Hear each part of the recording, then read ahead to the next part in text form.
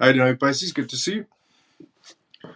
Thank you for retweeting the live show as well, Happy Pisces. How you been? Hi, brother Camel. Good to see you as well. How you doing?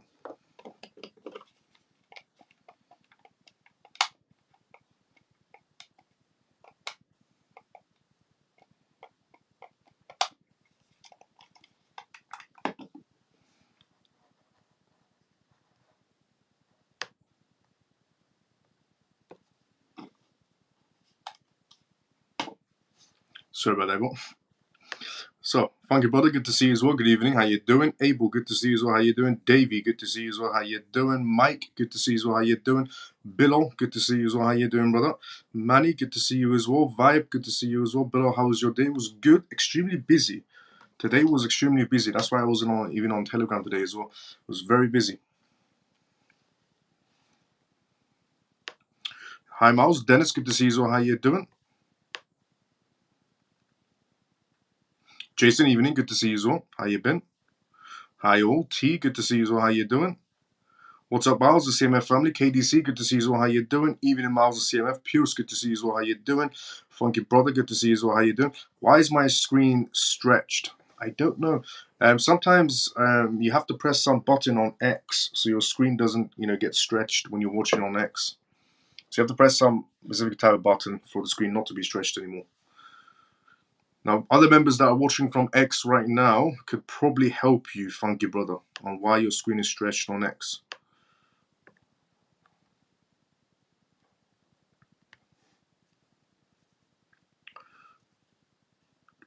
Comatose, good to see you. How you doing?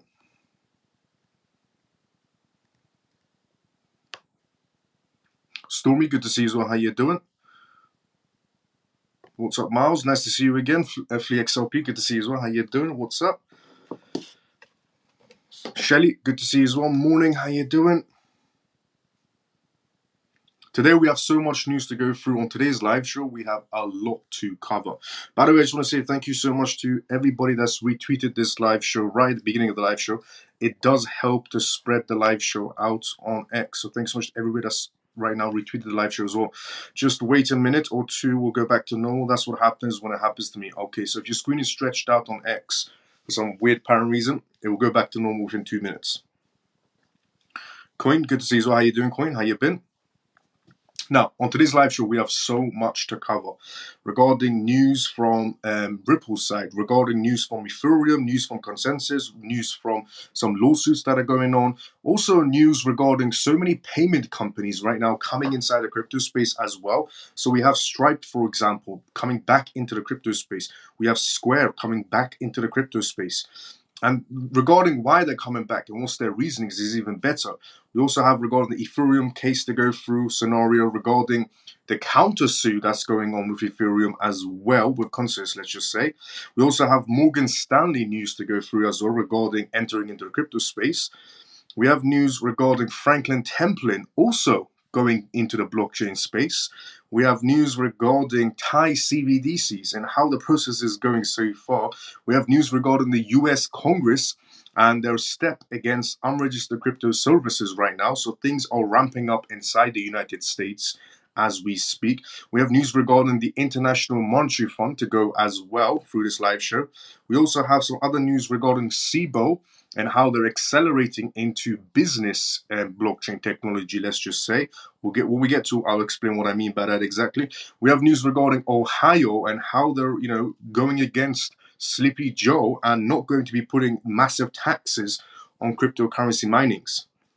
And Ohio is not the only state going against Sleepy Joe regarding his ridiculous capital gains tax. So, a lot of things to cover on tonight's live show right now.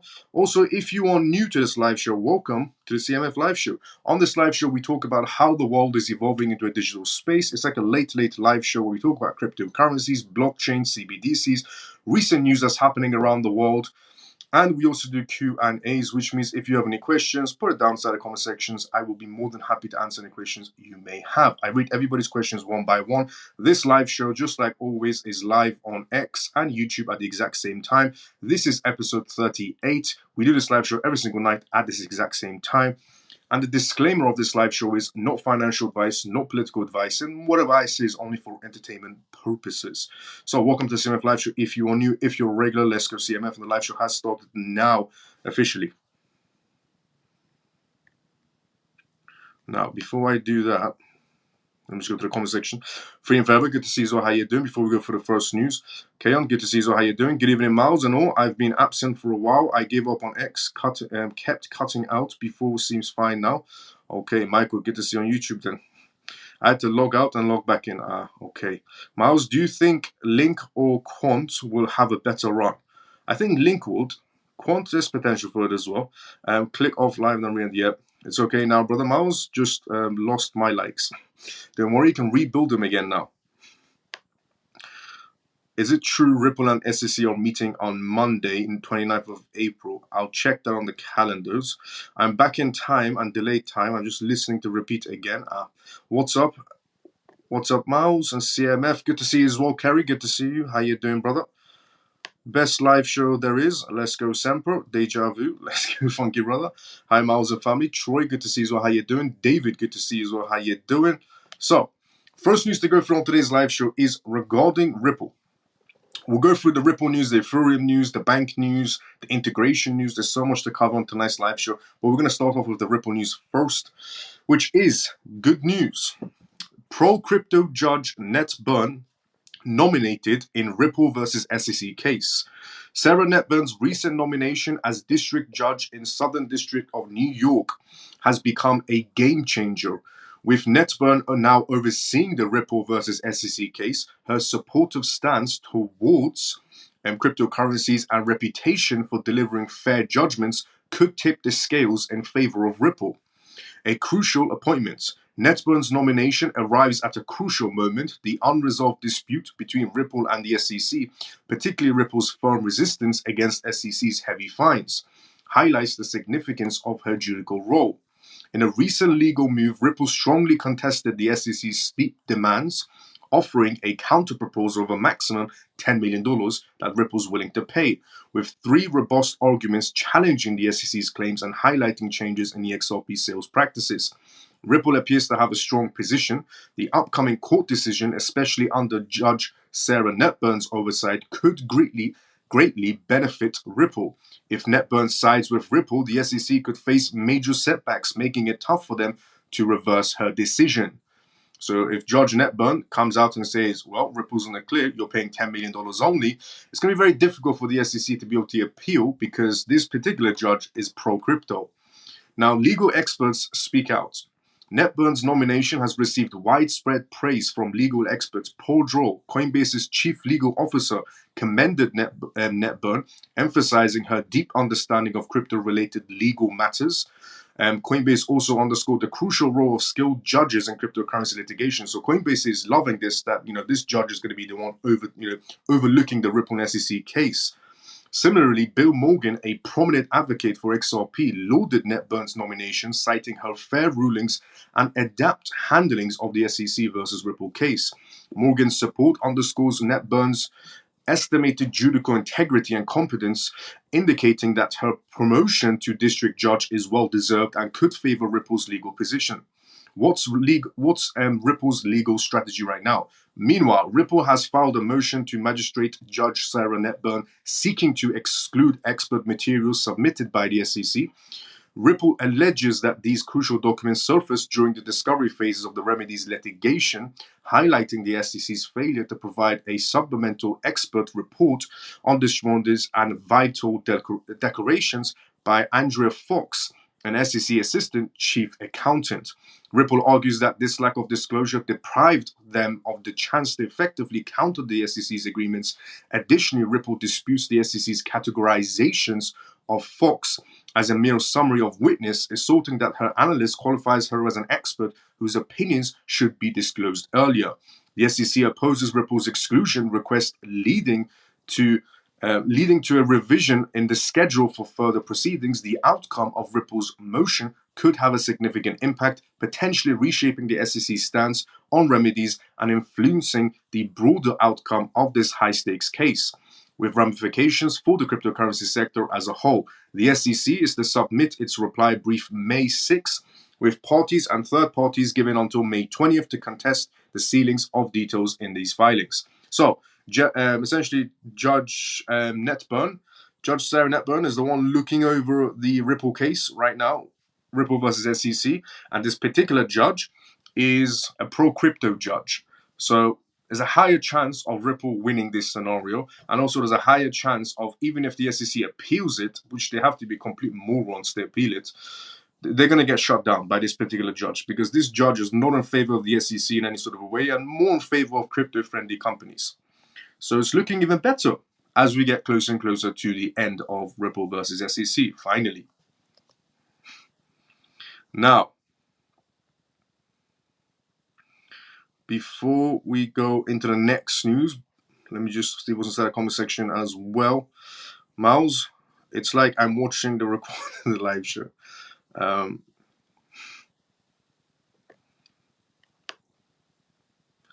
The issue is my wireless mouse is not in charge, and I had to plug it in charge, and I'm using the touchpad, and I hate using MacBook touchpads. I prefer the mouse, the wireless mouse, but I have to charge mine. So let me just see what's inside the comment section. There we go. We were here. Okay. As Ripple USDT instead of XRP. Are Ripple using USDT instead of XRP? No. Ripple is not using USDT instead of XRP. It makes no sense for Ripple Labs, for Ripple in general, to use USDT instead of XRP. But if you're referring to their stablecoin, then there's two scenarios. Hi CMF, XRP then. Good to see you as well. How you doing? Miles, it's like I'm watching a record live show. Let's go. Hey Miles, how was your day, brother? What do you think about CVP? Direct message me. I'll take a look into it. It's creepy. I don't know what's happening on X. I hope it's live. Hi Miles and CMF. Sorry I'm a bit late. No problem. Addy, perfect timing, I would have to say still. Do you think Ripple versus SEC will be over this year, Miles? Yes, I do believe that this case, Ripple versus SEC, has been dragged on for too long. And the way the markets work, as I've said, the market moves in narratives. Everybody knows this. You should be fully aware of this inside the crypto space or any sort of market space. In general, the markets move with a narrative. And this entire narrative right now inside the market space is regulations, banks, and institutions, which is Ripple's territory. And I give the example that there was a reason why the BTC ETFs were approved in January and not last year, because it makes no sense for the Bitcoin ETFs to essentially being approved last year, because it wasn't called. It would have never been coordinated, because Bitcoin ETFs were approved in January to be the backbone of the Bitcoin halving. Okay, we need that supply and demand to come in for Bitcoin's halving. So there was a reason that there was essentially green light. The BTC ETFs were green lighted in January to be the backbone, essentially supply and demand of BTC ETFs. Everything that happens inside of a market space is coordinated to happen. So this entire narrative being about regulations, all about regulations, institutions, banks, licensings. This is Ripple's, essentially territory. This is their client base right now. So that's what I said regarding everything is coordinated to happen. And yes, this case is going to be ending this year. There's nothing else to go on this case. Hi, Miles, and thanks for in advance. No problem. And regarding the other question, somebody asked the other question. Yeah, Ripple are Ripple going to be using their stablecoin or XRP? They have two different use cases. So Ripple's stablecoin can be used for cross-border payments. Of course, it can. It's a stablecoin. I can send USDT cross-border payments and so on. I can send USDC as cross-border payments, and I can send Ripple's stablecoin when it comes out. They did say it's going to come out by the end of this year. I can use Ripple's stablecoin as a cross-border payments. So then people are now saying, what's the point of XRP if we could just use Ripple's stablecoin? Is it time to say goodbye to XRP? No, it's not time to say goodbye to XRP. It's two different use cases. Ripple's stablecoin is a stablecoin. Okay, they have two different scenarios. So the XRP token can be used for cross-border payments, just like Ripple's stablecoin. But the XRP token can also be used as a middleman token for CBDCs. Ripple's stablecoin cannot be used for CBDC payments as a middleman, but XRP can be used for CBDCs as a middleman. That's just one scenario. But then we also have it's a gas token and so on. But I don't, a lot of people are, essentially looking into too much on regarding, oh no, this is bad for Ripple and so on. It's not really bad in any sort of way for Ripple Labs. They're both used for two different separate use cases. Some of their use cases are similar, but the majority of their use cases are very different apart from each other. Do you think... There we go. Let me close the app and then come back in. Yeah. Hi, Miles and CMF. Did I miss much? Good to see you, JP. How you doing, brother? The first news we just went through was regarding Ripple Labs and SEC and how the judge now overseeing the case is a pro-crypto judge, and the likelihood of the SEC winning is even lower now. Also, the likelihood of it being appealed later on is even much more lower. Now, the next news to go through, perfect timing though, next news to go through is this one. As I've said previously, more institutions are coming into the crypto space day by day. More institutions are coming inside the crypto space, more regulations are coming, more licenses are happening, more banks are happening inside the crypto space. And we have this institutional wave happening right now, which is why the market is able to keep the prices it's setting at. Everybody else was expecting 40%, 50% downwards after Bitcoin halving, but the market seems relatively stable. We've had 3 to 4% downwards, but that's an absolute joke inside the crypto space. The crypto space normally goes down, 30%, 40%, and then the next week or 2 weeks after that, we're seeing go back up in 30% to 40%. But 2 to 3% is an absolute joke inside the crypto space. So don't worry if the market's down 2 to 3%. That's stock market. Stock market, when it's down 2 to 3 essentially percent, it's worrying. But crypto market, 2 to 3% downwards, not worrying in any sort of a way. Now, as I've said previously, regulations, banks, institutions are coming inside the market space, and we're growing day by day. And the market is going to get bigger and bigger. More money is headed towards the crypto space. For example, more payment companies are also entering the crypto space. Not just the institutions, the banks, and so on, but also these ones. So, for example, Stripe to bring back crypto payments in the next few months. Stripe has decided to enter the crypto space again and essentially bring a lot of money into the crypto space and start doing crypto payments.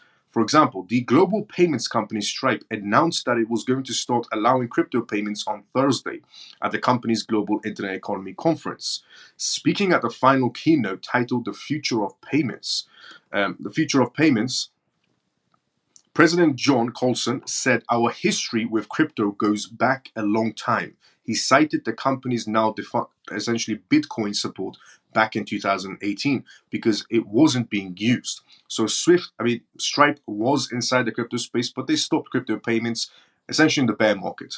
And now that things are picking up, now we have BlackRock, Goldman Sachs, even Vanguard, who claims they're not inside the crypto space, but they're a majority shareholder in Bitcoin mining institutions, or even JP Morgan, Citibank, you name it. Every bank is entering the crypto space from all jurisdictions around the world.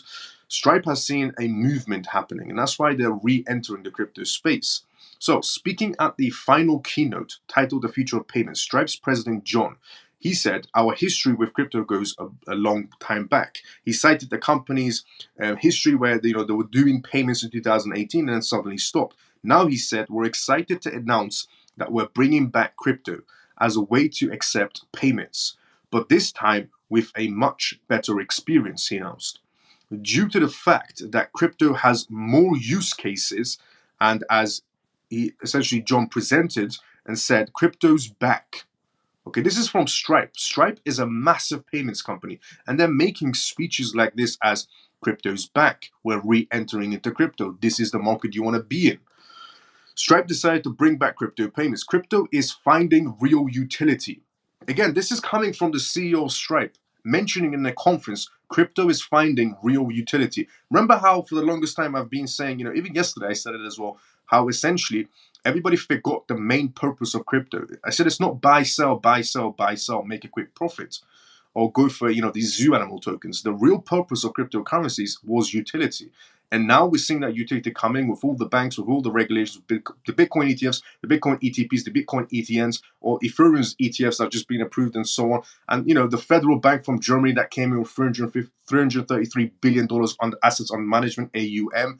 So there's so much happening regarding utility bases. And I'm telling people, regarding the retail section, start focusing on actual projects with utility, because all of these institutions are lining up one by one to enter these projects with utility, while the retail section, as I said previously, is focused on Pepe's granddad or Pepe's stepbrother or Pepe's stepsister. While the retail section is focused on that, the institutions are coming into the crypto space, and they're going to be heading towards all of these major utility projects, which nobody's focused on it because everybody's focused on the quick gains inside the retail section. You're focused on the wrong narrative is what I'm trying to say. Everybody says follow the money. Well, follow the institutional money, because that's what's carrying the market this time around. And I said this previously as well. The reason why you were sitting on profits, the reason why Bitcoin went to new heights was because of institutions. And that was just a small amount of money from institutions. And with the CEO of essentially Stripe coming out, massive payments company coming out in a massive conference and saying crypto is back.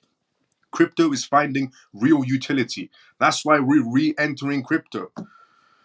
With transaction speeds increasing, costs are coming down. We're seeing crypto finally make sense as a means of exchange, is what he said. Word for word. The feature he added will be available later this summer. He also went on to say he told Axos that last spring that the company saw potential in crypto, though it wasn't going to switch his strategy to focus more on the space, but now he is. He also went on to say that the time that despite the fact that some of their early crypto products faced a lack of demand back then, 2018 times, the company was still interested in the role of crypto could play in the future. Just last May, Stripe debuted a fiat to crypto on-ramp, which is true. The embedded on-ramp is helpful for Web3 companies that want to fully essentially customize their brandings and customer experience, while Stripe hosted options provides an easier way for users to get started, the company said in a press release at the time. So again, this is Stripe telling everybody, crypto's back, utility's back. They're trying to tell you where to focus. It's the same thing they said in the World Economic Forum. At the beginning of this year, the World Economic Forum, they mentioned where the market's supposed to be headed towards regulations, utility, and projects that are regulated, essentially. And I've said it's so easy to tell which projects are the chosen ones and which ones are not. Look at their contracts. Who are they working with will tell you more than you need to know. But please do verify that who they're working with is actually who they're working with, because a lot of crypto projects do tend to lie about their crypto partners. So you do have to verify them, but you know which ones they are. For example, AVAX, Subnet Green is with JP Morgan. JP Morgan is using AVAX on a Subnet Green for tokenization purposes. They're testing the network. Citibank is also using AVAX on a Subnet Green. These are two big major players right now. We also have Swift and Chainlink. We also have Ripple and pretty much everybody inside the institutional space. But you can see which projects are going to be having that institutional money coming towards them and which ones are not. Now, Square. Square merchants can now convert up to 10% of sales to Bitcoin via Cash App. Even Square is coming up inside the crypto space. Same timing, Stripe made an announcement. Crypto's back, utility's back, this is back, that is back. We're re-entering crypto. Square, another payment company, also made the same announcement. Square merchants can now convert up to 10% of sales to Bitcoin via Cash App. Jack Dorsey's fintech firm Block recently announced that it was integrating a new feature for Square merchants that will allow them to allocate a portion of their daily sales to Bitcoin with an on-demand payouts via Cash App. Qualified merchants in the US can currently allocate between 1 and 10% of their daily sales to Bitcoin, according to the article. Now, the fiat funds are collected until the end of the day, at which point they are converted to Bitcoin and deposited into the user's Cash App account. Merchants will be required to pay a 1% fee on each conversion. Per a statement, Square says this move will empower small businesses and individuals to participate in the global financial economy. This is coming from Square now. Okay, so we heard what the CEO of Stripe said, utilities back, crypto's back, and so on and so on. And now Square's CEO is essentially saying, this is going to be empowering small businesses and individuals to participate in the global finance economy when it comes to blockchain. Block believes that Bitcoin is an instrument of economic empowerment and provides a way for people around the world, including business owners, to participate in the global monetary system. According to a direct feedback from Square sellers, many are interested in Bitcoin and believe it presents a wide range of use cases, such as a long-term savings and diversifying their business holdings. The integration was announced a day after Block signaled its intent to build a full-scale Bitcoin mining solution. As Cointelegraph recently reported, Block is diving into the mining scenes, which is also true, headfirst after having recently completed developments of a 3-nanometer chip for purpose of mining Bitcoin. By way of unveiling the news, Jack Dorsey posted, "We're building a mining rig on X social media platform," is what he posted essentially. Now, Jack Dorsey has his own company regarding Block, and they're going into Bitcoin mining heavily, just like MicroStrategy. MicroStrategy is not going to the Bitcoin mining, but they're going into Bitcoin development. They're actually going to be turning MicroStrategy into a Bitcoin company, was what was announced by Michael Saylor a while ago regarding, turning his entire company into a Bitcoin company that's developing on the Bitcoin chain. And then on the other hand, we have Jack Dorsey, who has the block company, who's also going to be going into the mining rigs, essentially building chips to make processing faster on the Bitcoin network, and hopefully make those transactions even cheaper on the Bitcoin network, which is mostly what's needed. Now, Block's sudden dive into Bitcoin ecosystem is likely related to his exceptional BTC profits from the fourth quarter of 2023. Cash App alone generated $66 million in Bitcoin gross profits, up to 90% over 2022.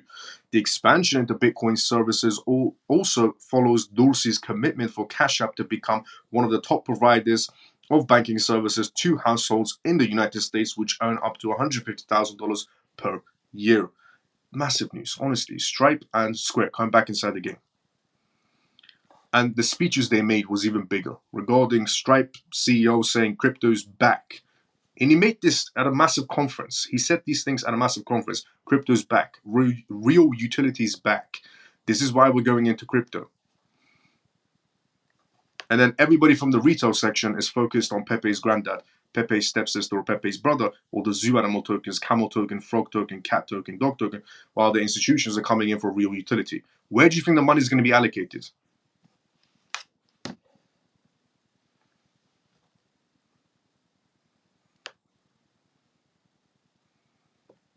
And I said this as a very easy test as well yesterday. Just for anybody that was watching yesterday, I said it's a very easy test because a lot of people tell me, well, how do you know they won't go essentially for these meme coins? Like, how do you know, they won't go for Pepe or Bonk or any of these other meme coins? How do you know these institutions won't come into the play and go for Shiba Inu or whatever? I said it's a very simple test if you want to know where they're going to go. It's a very simple test. I said pretend you own $100 billion company and you're coming inside the crypto space for the first time. Just pretend. It's very easy. If you're wondering, they could be going for Bonk, they could be going for Shiba, they could be going for Doge. How do you know they won't go for that? How do you know they're only going to be going for Bitcoin, Ethereum, XRP, XLM, XDC, and so on and so on? This is very simple. Pretend you own a $100 million company and you're the CEO of a $100 million company. And you're entering the crypto space for the first time after regulations. And you want to invest and build a portfolio for your $100 million company. Are you going to be going for Bonk token? Are you going to be going for Camel token, Frog token, Cat token, Donkey token, or Pepe's granddad or Pepe's sister? Or are you going to be going for Bitcoin, Ethereum, XRP, XLM, XDC, Solana, whatever, Cardano, AVAX, and so on and so on? Just pretend you own a $100 million company. Where are you going to be allocating your funds? The same way you will think at that moment in time is the same thing institutions are thinking at that moment in time. Nobody's lining up to buy Camel token. It's a very simple analogy. Miles, they say that Ripple will take over XRP. The arrival of Ripple stablecoin will replace XRP. What do you think? Okay, so people are saying that Ripple will take over XRP. The arrival of Ripple stablecoin will replace XRP. It's interesting that you did say people were saying. So, as I've said previously, everybody's entitled to an opinion, but opinions are not correct. Facts are facts. Always stick to the documentations. There's no proof whatsoever that Ripple's... And also, just to put in perspective, regarding everybody that's still thinking that Ripple stablecoin is going to replace XRP, it isn't. They have two different purposes. And you don't have to take my word for it. Take David Schwartz, CTO of Ripple Labs. David Schwartz said in a couple of messages that they have two different use cases, something I also said about a week ago. They have two different use cases. They have similarities in some cases, but they also have two different use cases. For example, you can't use Ripple stablecoin for CBDC transactions as a middleman, but you can use XRP as a middleman for CBDC transactions. You can do cross-border payments for both of them. You can do cross-border payments with Ripple stablecoin. You can do cross-border payments with the XRP token. But you also have to pay your gas fees. And guess what? XRP token. If you want to do tokenization, where are you going to be paying your gas fees in? XRP token. Tokenization, anything. Bonds, securities, derivatives, real estate, vehicles, anything you can name it is essentially going to be going on the blockchain. Now, I'm not saying everything's going to go on the XRP ledger. A lot of things are going to spread out. Some are going to go to AVAX chain, some are going to go to Cardano, some are going to go to HBAR, some are going to go to XLM, and so on and so on and so on. But In general, they have some similarities, but different use cases. One of them can't be used for CBDCs, stablecoin, because it's a stablecoin. One of them can be used for CBDCs, XRP, because it's not a stablecoin. And a lot of people are still, weirdly confused because they not saying you below, but some people are still confused because they for the longest time they thought XRP was the stablecoin, and I've always said XRP was never a stablecoin, and that's where the confusion is right now deriving from. Where a lot of people are assuming, well, I thought XRP was the stablecoin. What's going on here? XRP was never a stablecoin to begin with. It was a middleman token. It was never a stablecoin. It was technically a gas token.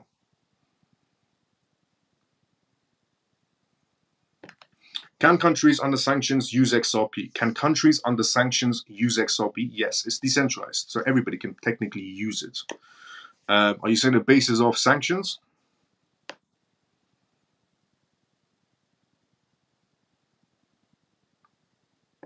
Hello, Miles and family. Orphan, good to see you. How you doing? How you been?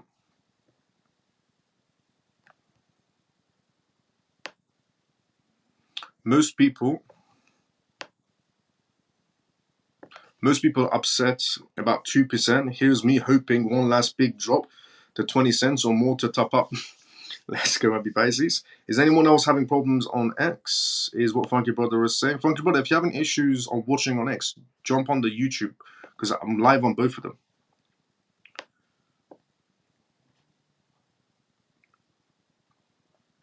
Hello, friends. Messi, good to see you. How you doing? 50% down would be great to buy long. Let's go. People are too focused on PLM's uncle. I believe they will settle after the judge give us the win. I bet PayPal will be even more aggressive in the space now. Yeah, PayPal has to be more aggressive in cyberspace. And nobody's looking at PayPal's stablecoin. To be fair, I've never trusted PayPal as a company when they were using fiat currencies. And I said this as well since day one. When PayPal released a stablecoin, I said it was a terrible idea. I mean, good for adoption, but who's going to be using PayPal stablecoin?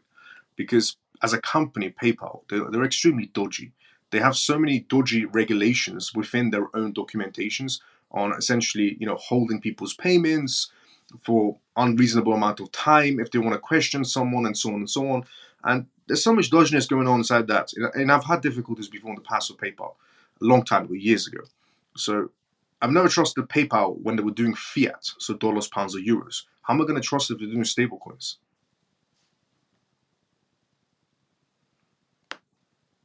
But again, that's just my personal preference. It's not, going against PayPal. It's just my personal preference. I would rather use a different stablecoin. With Stripe and Square announcements, with Stripe and Square announcement, PayPal has to up their marketing team. But they're gonna, I wish them the best. I wish PayPal the best. I hope they do extremely well for themselves. Stablecoins, Ripple stablecoin settles 2 in 3 seconds. Yes, it's on the same ledger. I have SafeMoon. SafeMoon. Does anybody have SafeMoon? Hey, if we devise a token called Pepe's Butler, at least Butler offers utility, which is a fair point, Abby Pisces. Should we create a meme coin called Pepe's Butler? At least it has utility, is what Abby Pisces said, which is a fair point.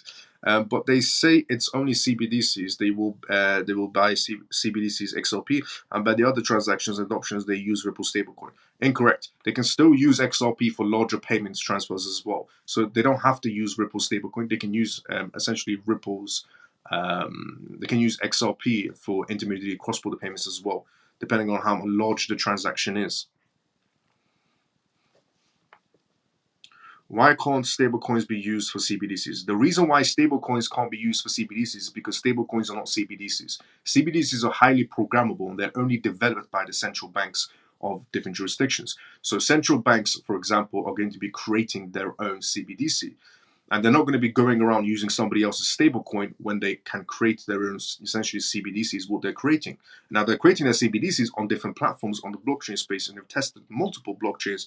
And essentially, we knew who the end result was because we can look at the Bank of International Settlements with a title cross-border payments PDF document. That title Swift and Ripple on the same PDF document, public information. Anybody can go and take a look at it.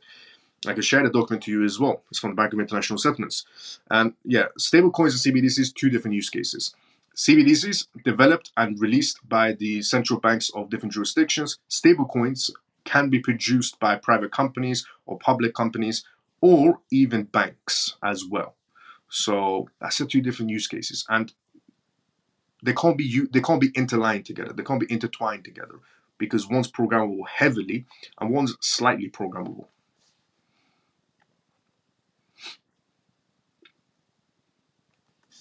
But Ripple stablecoins has more gas fees, right? XRP has on stablecoin. Well, actually, XRP increased their gas fees, not by a lot, but by a small amount. Yes, I had to go to YouTube. Let's go, Mike. Which which month do you guess the end case? Not the exact date, but but the month. This year in general.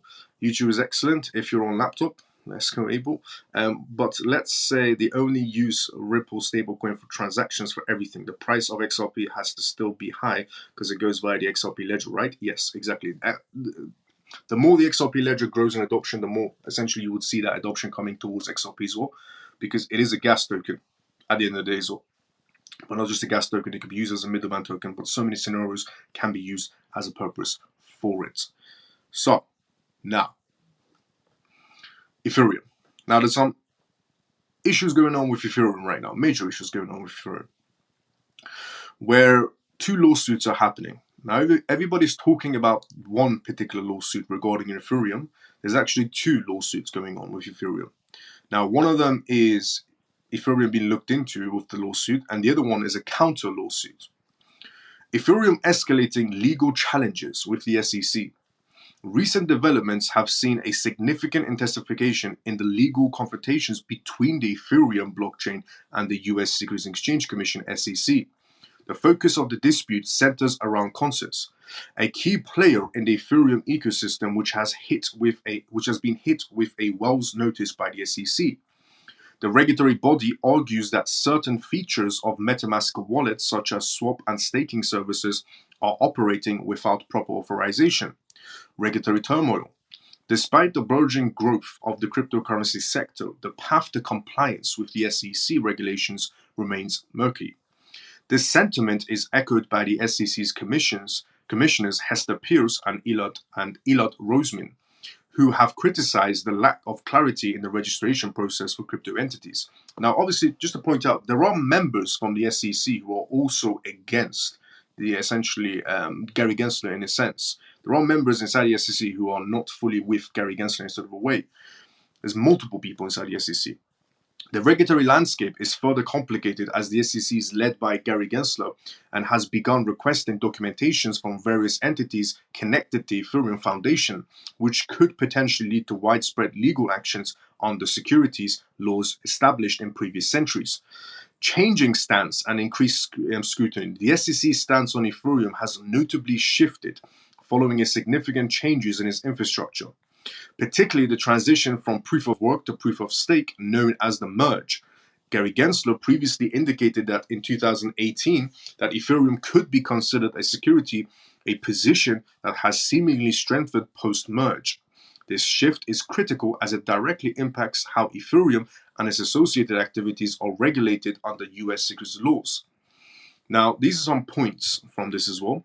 The SEC, so the conclusion. The SEC evolving approach to Ethereum could set precedents for other cryptocurrencies in this infrastructure.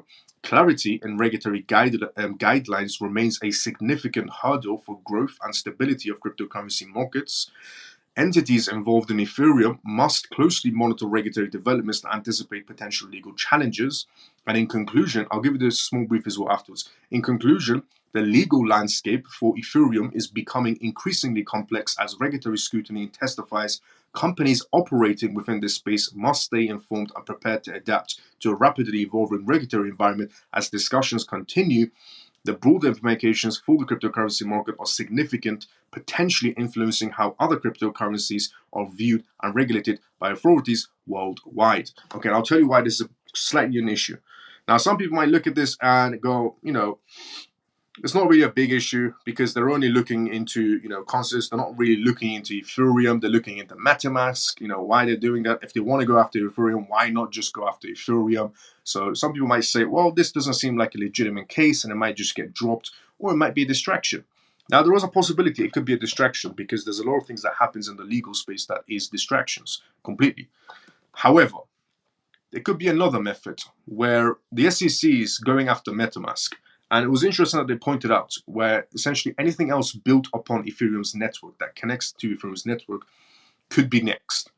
So the SEC could just be starting with MetaMask and then start with another project that's on Ethereum and then another project that's on Ethereum. And then one by one, they'll go after projects on Ethereum, which they think will potentially hurt Ethereum and stop its growth. So sometimes you don't have to go for the main project itself. You can just go for the projects around that project, stifle them, which will stop the growth of the main project, essentially. So you don't even have to go for the main project and spend hundreds of, in sense with Ripple's case. With Ripple, they went into the battle seeing $200 million, essentially SEC spending millions of dollars as well from taxpayers' money. Sometimes they don't have to go for the main person. They can go for the people around him, which will still stifle the growth of the main project. So they can start with MetaMask, go for another one, go for another one, go for another one on Ethereum's chain, or working with Ethereum on the sidelines, which will stop Ethereum's growth as we progress. So there's also that scenario as well. Because some people are looking at this and going, oh, well, it could just be a distraction. And it well could be a distraction. But a Wells notice and the court scenario seems it's getting a little bit serious. But again, it still could be one distraction. Or it could be they're going for projects around Ethereum to stop its growth. Because they would have to spend a lot more less money, essentially, going for the projects around Ethereum than going for Ethereum itself. If they go for Ethereum itself, then, Vitalik Buterin is involved, and his co-founders are involved, their lawyers are involved, and we're talking, again, a $200 million case. And the SEC does not have the budget to go up against Ethereum. They run out of money going up against Ripple Labs, where they had to ask Congress multiple times for more money. And then the SEC thought, well, we can make some money out of Binance. And that failed, because who made money from Binance technically? The CFTC was the one able to get $4 billion out of Binance. The SEC was the one going for Binance, but the CFTC was the one that closed the case for $4 billion.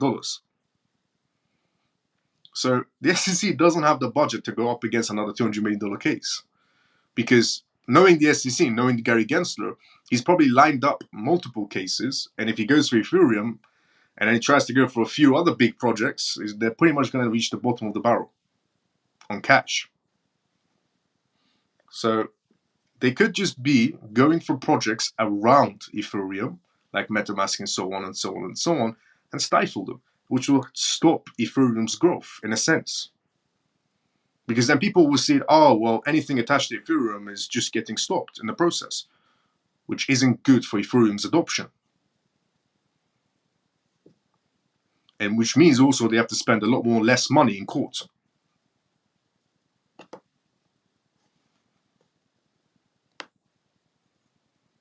That's also another way to see it.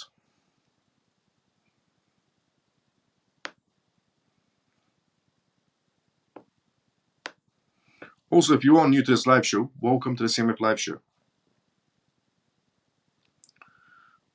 This is episode 38. Everybody's tuned in now. Let me go to the comment section as well before we go to the next news. Here we go.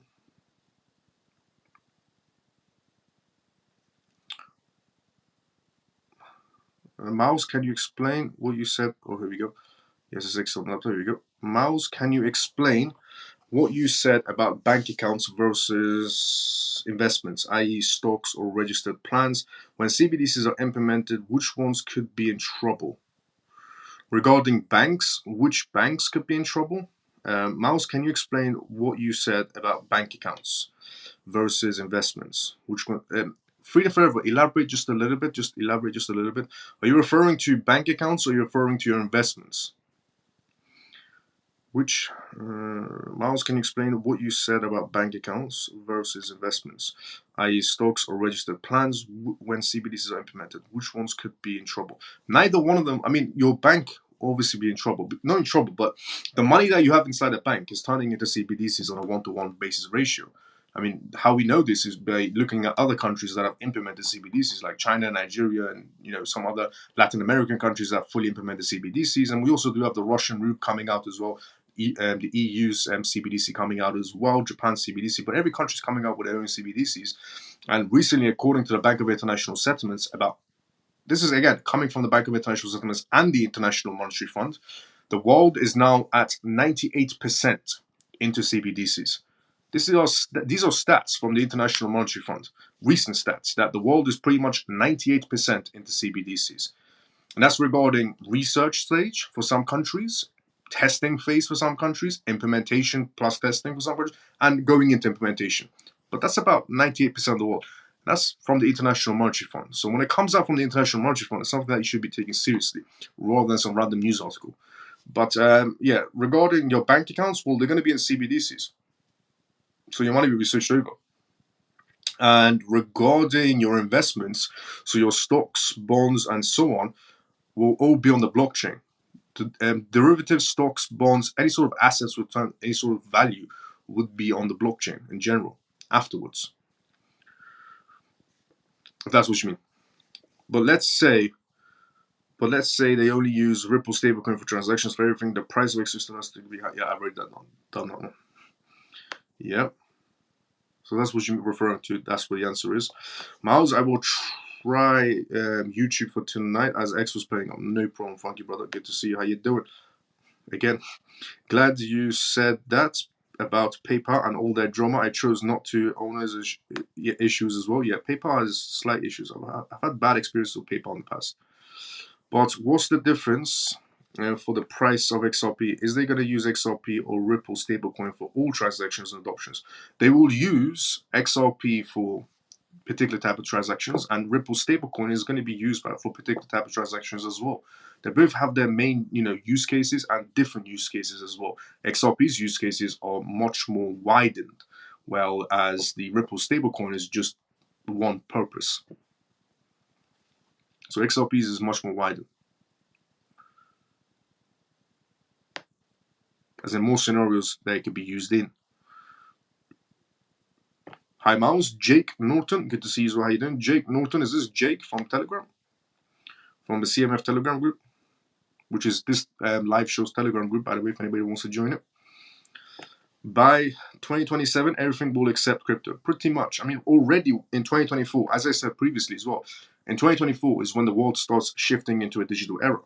And, the same things are repeated by Michael Saylor. For example, Michael Saylor, he said, whoever is in 2024 holding crypto assets. Now, these are the words that Michael Saylor used in 2023, going into 2024. He said, whoever is inside the crypto space in 2024 is going to go down in the history books.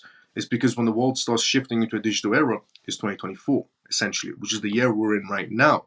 And we're seeing that happen with the banks and institutions and the regulations and the ETFs, the ETPs, the ETNs, or BlackRock expanding into other nations and other jurisdictions on their ETF spaces, so on.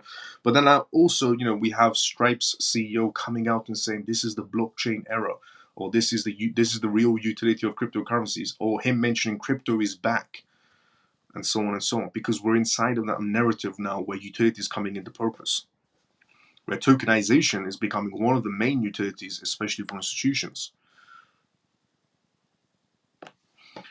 Yo, bro, how you doing, Crypto Shark? Good to see you as well. If they can use the stablecoin for the adoption and transactions, why they let XRP be so high priced to make the holder everyone's rich? If they can use something else, well, because XRP is going to have multiple use cases, not just one, whereas a stablecoin only has one purpose.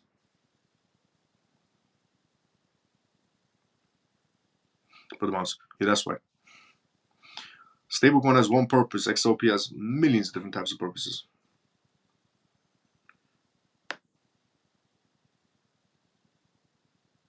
Yes, thanks, Miles. Free and forever, no problem. Or is XRP working with the SEC, and now that the case is closing, they are diluting Ethereum so more cash flows into XRP? Just a thought I had, as an XRP will be higher up than up there now. Possibility. I mean, stifling their growth is also a possibility. But it's just interesting how Ethereum has been, if you don't know, you must know, but Ethereum was backed The first initial investments of Ethereum came from a Chinese investment firm. A Chinese investment firm was the one that put that money down for Ethereum to become Ethereum. And then some other government entities from the US side came into Ethereum. Essentially, that's why the SEC was, working with Ethereum. Let's just say, he was fully working with Ethereum. There's multiple emails between them back and forward, that friendly gesture they had essentially going on. But it's interesting how to see the tables have turned.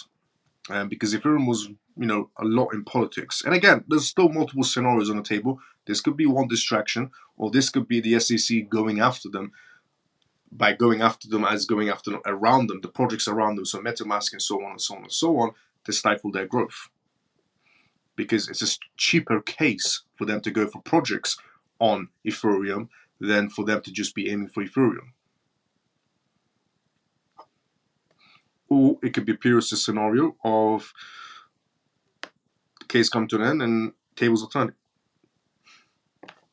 Yeah, but is it bullish for us XRP holders when they use the stablecoin, or XRP, or both are bullish for price?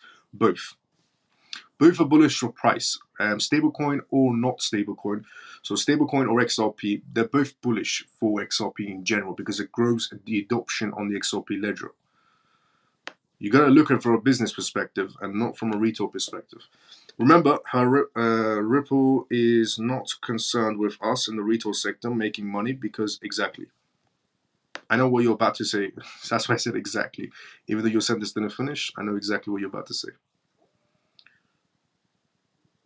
The token is not a stock, and as Miles said, we need 3 green lights for it to grow naturally. Exactly. Ripple is concerned with building the future, not our portfolios. Exactly. See, that's why I said it before I read the rest of your comment.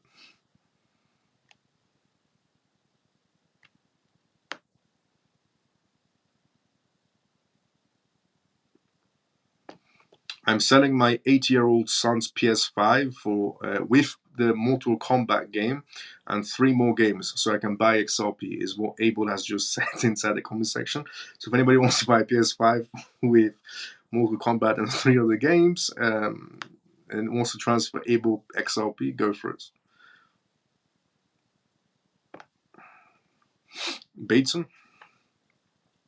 But will the adoption, will the adoption via the stablecoin grow the price of XRP less than when you use XRP for adoption or not? No, it will do either the same. Because it grows adoption on the ledger. Able Savage Dog, let's go Ray. How can SEC go after ETH when they both are criminals and work together with JP Morgan? Makes no sense. They will expose themselves and the banks has investors in ETH too. That is very correct. But the thing with politics is, whenever they're done with you, they can, Look, regarding politics, for example, if you become too big or too big-headed, because you have some politicians behind you or some banks behind you. But if you become too big for your own shoes, they can't just throw you to the side if they wanted to regarding politics. So they can remove whoever they want from the running race at any given time. It doesn't matter if that person works with them or doesn't work with them. The people sitting at the higher, much more higher seats within politics, they can remove you from the running race. I mean, they removed the president of the United States by brainwashing everybody inside the retail section just with news. If you think they can't remove Ethereum from the running, not saying they're going to, again, I'm not saying they're going to in any sort of a way. There's multiple scenarios still on the table. But if you can't think, they're not going to be running, they're not going to be removing Ethereum from the running race because they're working with a few banks and some politicians are behind them, just remember they removed the president of the United States. Ethereum is a nobody compared to that man. Now,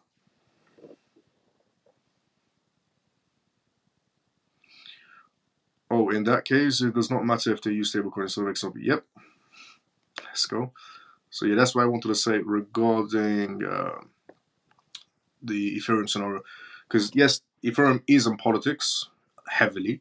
They are backed by a Chinese investment company that started off Ethereum. Their initial investment came from a Chinese investment firm.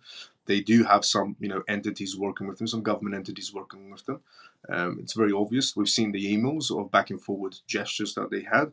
But again, if you become too big for your own shoes, Doesn't matter who you are, they'll remove you from the running race. It doesn't matter who you're working with either. For the price, yeah. Because as I said, they removed the President of the United States. What makes you think they can't remove a project? Doesn't matter who they're working with. Now, and again, not saying they're going to, there's still multiple scenarios on the table. Which is, the scenarios of distraction, or the scenarios of going around Ethereum because it's cheaper to go around them than to go forward, and especially battling a $200 million case. Part 2 of what we just talked about regarding Ethereum. So I said there's 2 parts to Ethereum right now, where everybody right now is only talking about part 1. Part 1 is Ethereum being looked into, MetaMask being looked into. I also said there's a part 2 where there's a countersuit going on, which nobody's talking about. So, regarding the countersuit, it's this. Breaking news. Consensus is fighting for Ethereum, sues SEC to block regulation. Ethereum developer Consensus has initiated a lawsuit against the US Securities and Exchange Commission, SEC, in the District Court of the Northern District of Texas. The company aims to prevent the regulator from classifying Ethereum as a security. So there's also a countersuing going on as well. Now, Consensus sues SEC over Ethereum classification. Consensus contests to the SEC's recent actions, which suggest Ethereum might be treated as a security. The company received a Wells notice on April 10th, signaling the SEC's intentions to enforce securities laws against Consensus for MetaMask wallet products. Consensus refutes these claims and that it operates as a broker, emphasizing that MetaMask merely serves as an interference and does not manage customer assets or transactions. The firm argues that this classification could undermine the long-standing understandings of Ethereum as a commodity, not a security. The lawsuit also references a 2018 speech by a former SEC director, Bill Hinman, which indicated that Ethereum was not seen as a commodity. That's the politics that was going on back then regarding Ethereum. Moreover, the Commodities Futures Trading Commission, CFTC, which oversees derivatives products linked to Ethereum, has also recognized Ethereum as a commodity, adding to the regulatory confusion, which is also true. The CFTC is in favor of Ethereum.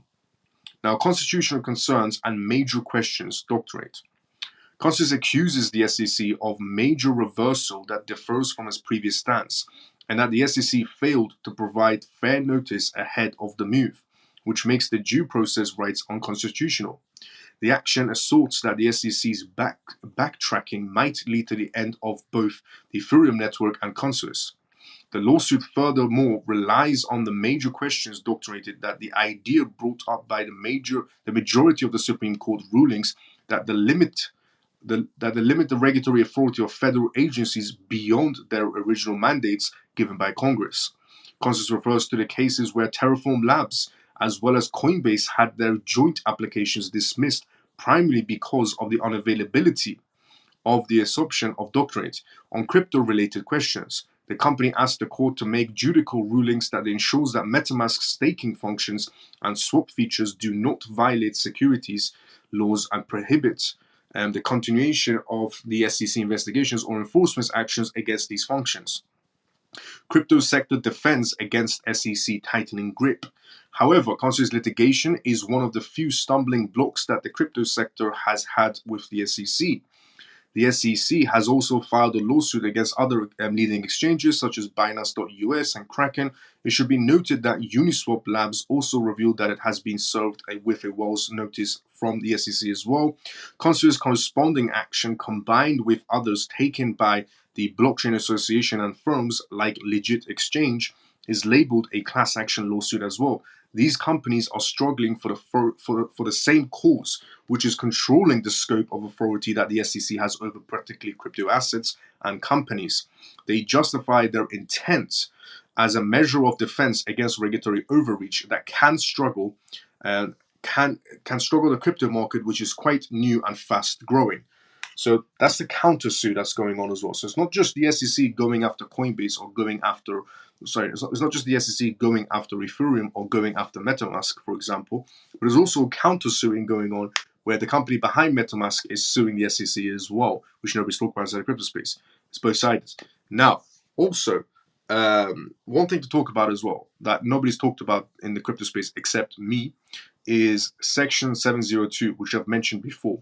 Now, there is something mentioned inside of Section 702, which actually gives some sort of more power to the SEC, to the CFTC, and some other organizations, some other government organizations inside the United States to crack down on pretty much anything they want. Now, the SEC has been in trouble a few times or multiple times by getting countersued or lying in a court scene, for example, regarding debit box, where they lied about debit boxes moving around transactions, and in reality they weren't, and 2 lawyers from the SEC had to leave the SEC. So there has been that scenarios, and also Congress multiple times have told the SEC to that they are supposed to they're supposed to enforce the law that they put in. So Congress says we make the law and you enforce it. But for some reason, the SEC has got it in their own minds that they're the ones creating the law and enforcing it. When it should be the other way around. Congress creates the law, the SEC enforces the law. That's how it's supposed to work. But the SEC isn't playing by the rule book.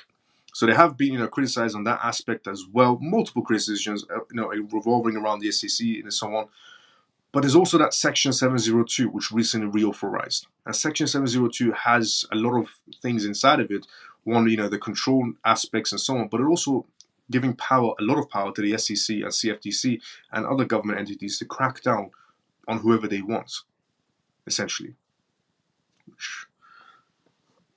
Interesting to see that all of this is going on. The same timings of essentially Section 702 getting reauthorized. And again, nobody paid attention to Section 702 inside the United States because it happened on the exact same day of the Bitcoin halving. When everybody was focused on the Bitcoin halving, April 19th, pretty much, April 19th, April 20th, everybody was focused on the Bitcoin halving. At that exact same time, Section 702 was reauthorized inside the United States.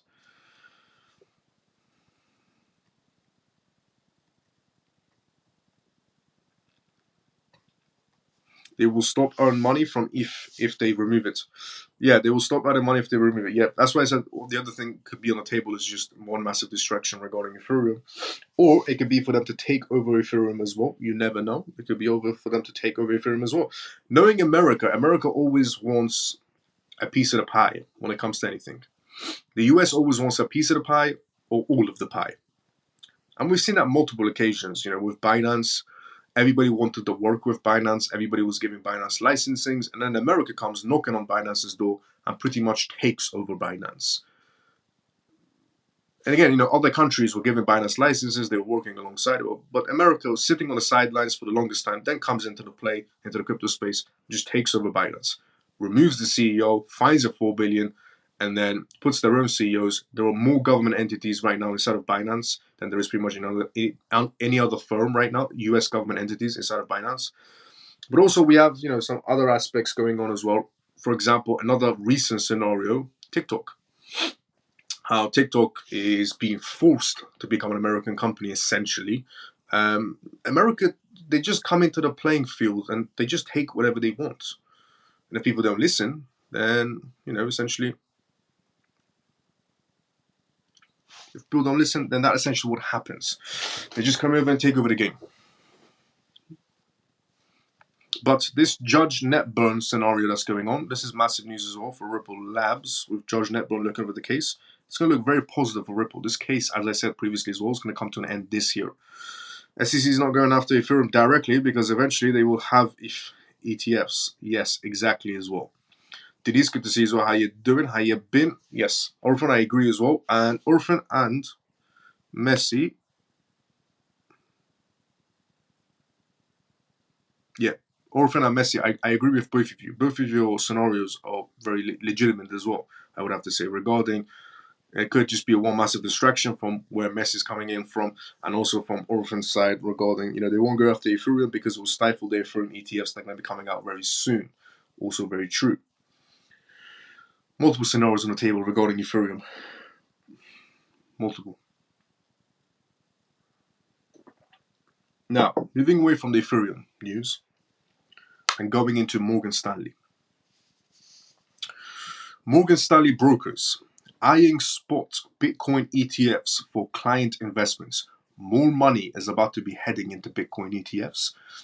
As I previously said, this in general, we're just every year we're going to go up and up and up inside the crypto space. Every year, the table has changed.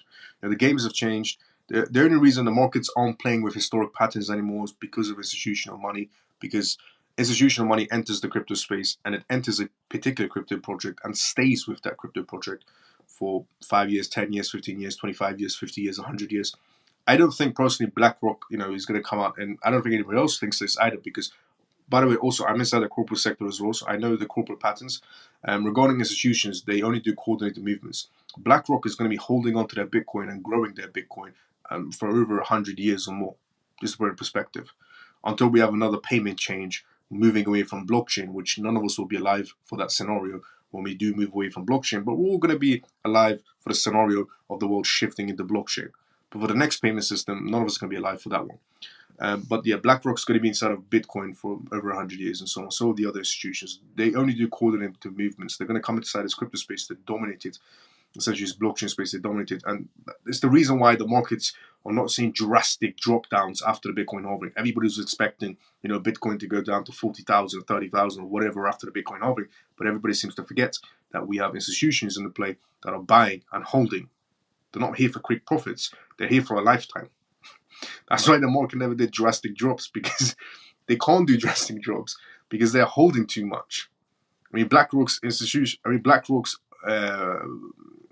BTC ETF portfolio went from $10 billion to $12 billion to $15 billion to $18 billion, and that's just BlackRock. We also have Fidelity and pretty much everybody else with their ETFs, and that's just American ETFs. We have EU ETFs as well. We have Hong Kong ETFs coming into the play, Brazil ETFs, India ETFs, UK ETFs. They're coming into the play as well. So everybody seems to forget that these institutions, because I understand why crypto influencers struggle to understand the concept of why the market is not playing in historic patterns. The reason why it's not playing historic patterns is because that's not how businesses operate. Businesses don't come in for quick gains and jump out. The retail section comes in for a quick profit and jumps out. Institutions don't come in for quick gains. They come in essentially inside of any market space for long-term essentially returns. Essentially, that's what they're coming in for. They're coming in for 5 years, 10 years, 20 years, 100 years, whatever. That's why the market is not going to be seeing drastic drops unless institutions want to play a big dirty game and drop it on everybody, which is highly doubtful that they will do that in any sort of way, because BlackRock also controls the Bitcoin mining institutions. There are 5 major Bitcoin mining institutions, and they're inside the United States. They all moved away from China when Bitcoin was banned in China. They moved to the US. The majority shareholders are BlackRock, Vanguard, and Goldman, and Fidelity, BlackRock, and Vanguard. They're the main shareholders of the Bitcoin mining institutions. They control the network and they control the majority of the portfolio. So they control the whole game. They don't need to drop it on anybody. But yeah, this market is, that's why I said every year the market's going to go up and up and up. It's completely changed. Nobody's comprehending the institutions, the regulations, and the banks coming into the play. And there are more banks opening their doors to Bitcoin investments, to high profile, to their high profile clients, which again, nobody's paying attention to because everybody's too busy looking at charts, trying to compare it to the previous years. But everybody seems to not understand that the previous years had no ETFs. In the previous years, there was no BlackRock, there was no Vanguard, there was no Goldman Sachs, there was no Franklin Templeton, there's no Morgan Stanley, there was no HSBC, and the list goes on. None of these players were inside the playing field in the historic patterns that everyone keeps on looking at. None of them were inside of it. But now they are, which means historic patterns, if you still want to use them, but please open your mindset and realize that institutions are coming in for the long haul. And we never had any of these people inside the crypto space, and now we do. That's why the game has completely changed. Now, on the topic of the game has completely changed and there are more institutions inside the playing field, Morgan Stanley brokers are eyeing spot Bitcoin ETFs for their client investments. Morgan Stanley is on the brink of possibly letting its army of 15,000 brokers recommend spot Bitcoin ETFs to its clients. 15,000 brokers are about to be joining in from Morgan Stanley and recommending BTC ETFs to their clients, stirring significant interest in the financial sphere. The firm is in the midst of preparing the required frameworks for these advised purchases, which involves setting clear guidelines around the frequency of trades and how much clients can pour into these funds. This move is still baking in the strategic kitchen of Morgan Stanley, where the main ingredients include rigorous risk-take tolerance, checks and caps on investment allocations, while the excitement brews, the brass tacks of when these changes will hit the ground running remain undefined as top executives keep cards close to their chest without spilling the defined timelines. Riding the Bitcoin wave with caution. Morgan Stanley is no novice inside the crypto playing ground, but has treaded lightly so far, only letting clients invest in Bitcoin ETFs if they are the ones essentially initiating the conversations. These caution steps back is about to change as the firm looks to actively suggest to change as its trades potentially boosting demand, going actively towards crypto trades. However, this move is double-edged, possibly increasing liability for the firm aimed at the volatile nature of cryptocurrency markets. That's the risk factor about it. Now, the corporate gears are turning slowly. The corporate gears, as I said, everything inside the corporate space is coordinated, by the way, as well, and nobody's comprehending how much money the corporate sector has. And as I said previously as well, the reason why Bitcoin did new heights, everybody was, up on their portfolios, and some people still are, is because of institutional money. And that was a tiny small amount of institutional money that made Bitcoin reach new heights. Extremely tiny amount of institutional money. So, the corporate gears are turning slowly as Morgan Stanley aims to install strong guardrails for those transactions. These safeguards are designed to ensure that clients don't overextend themselves and that their investments in Bitcoin ETFs are kept within reasonable bounds. According to the source, from within the firm, the strategy is clear. Ensure comprehensive access, but keep it under controlled environments to avoid any unwarranted financial adventures by clients. This sentiment echoes the cautious approach seen across major players inside the financial sector, peer pressure and market moves. Morgan Stanley's peers, including heavyweights like Bank of America, Merrill Lynch, Wells Fargo, have also entered the Bitcoin ETF arena, but with restricted access primarily catching to an upper richer scenario for their clients. For instance, Merrill Lynch gates this investment option behind a whopping $10 billion asset requirement. If you want to invest in the Bitcoin ETFs right now through Merrill Lynch, you got to have $10 million minimum. Now, they're giving it to their high-profile clients, for example, through Merrill Lynch, but right now they're opening their doors to even not their high-profile clients, but to pretty much everybody. They're going to loosen the rules a little bit, so everybody enters the spin, everybody enters the race, let's say, but a caution race. As the SEC gave the green light to the 11 Bitcoin ETFs from firms like BlackRock and Fidelity, not all have rolled these out to the public. Firms like Raymond James steer clear of crypto products altogether, and Vanguard has publicly dismissed the idea of including cryptocurrencies in long-term portfolios. Now, just a little heads up on Vanguard. Vanguard is absolutely full of BS. Vanguard, particularly. Because Vanguard, even though they publicly came out and said, we don't want to go in crypto has no real use case, no value, and it's not good to have in our long-term portfolio, is what Vanguard said publicly. Behind the scenes, Vanguard is a majority shareholder of Bitcoin mining institutions. So it's perfectly fine for Vanguard to be a majority shareholder of Bitcoin mining institution companies, but it's not okay for their clients to have Bitcoin or any other cryptocurrencies in their portfolios as long-term asset. So it's okay for them to have long-term, majority shareholder in Bitcoin mining institutions. That's okay. But going for Bitcoin is bad, apparently. So just a heads up on Vanguard. They're absolutely full of BS. Marking a stark contrast in the industry approaches. Meanwhile, the independent broker scene is also making moves. LPL Financial is evaluating which Bitcoin funds to offer through a 3-month review process, while Searcher Finance Group has already given the green light to 4 Bitcoin ETFs. For their advisors to recommend Searcher's stance comes with a caution for high risk tolerance among its clientele, coupled with educational initiatives to brace their advisors for this new offering. In a statement, Matt Fries, the head investment products at Searcher, emphasized the firm's proactive stance in adapting their policies to integrate Bitcoin ETFs when deemed suitable for their clients. Amidst these developments, a second executive from Morgan Stanley highlighted the speculative nature of Bitcoin investments, noting that while there is a significant uptick in the client interest, there is not a higher stake gambles, but more of a curiosity investment, with clients dipping their toes with smaller sums.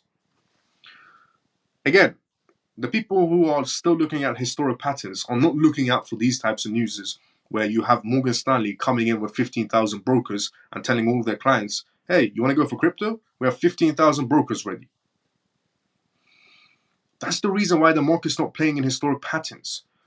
And that's why I said every year we're going to see the market go up and up and up and up with corrections, pullbacks, and manipulation, because all of these still play inside of any sort of market space. Stock market, crypto market, real estate market, whatever market space. You have, manipulation going on with news, with the law, and so on and so on, and you have corrections and pullbacks. But in general, it's up and up and up. Now, so we talked about Morgan Stanley entering the race. Franklin Templeton also entering the race. Franklin Templeton enables peer-to-peer trades of blockchain funds. Leading asset manager Franklin Templeton will allow customers to exchange shares of its Nasdaq-listed on-chain US government money fund, FOBXX, with each other on the blockchain. In a Thursday announcement, the company said that the holders of the Benji token can now transfer shares directly with each other on a public blockchain. FOBXX was launched in 2021 and exposed investors to American government securities cash and repurchase agreements.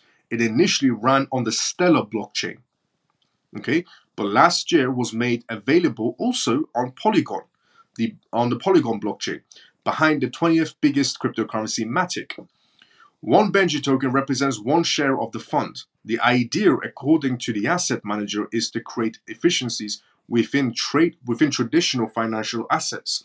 In other words, streamline the process of buying and selling shares.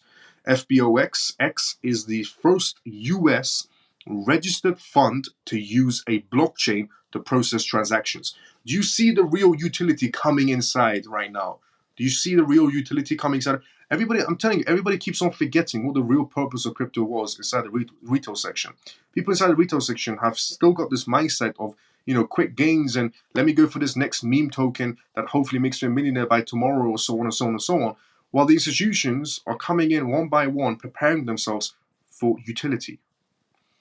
They're going for the projects that essentially have utility as backbones. And they're building on them. And they're bringing that money in. Because we want traditional money entering the crypto space. That's where the real money's at.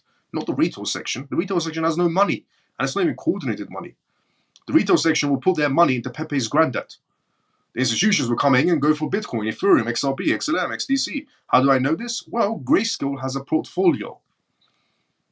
I've said this previously as well. If you want to see what token is probably going to be next on the list or the agenda of ETFs, you might want to be looking at Grayscale's portfolio, because Grayscale has a crypto portfolio. And if you haven't forgotten, Grayscale was the one that sued the SEC, took them to court, and got the Bitcoin ETFs approved. And Grayscale has a crypto portfolio. They're holding Bitcoin, they're holding Ethereum, they're also holding XRP, and they're also holding AVAX, and they're holding Solana. Just a heads up. Because Grayscale was the one that took them to court and got the Bitcoin ETFs green-lighted. I'm telling you, everybody inside the retail section is focused on the wrong narrative. And everybody forgot inside the retail section what was crypto about since day one.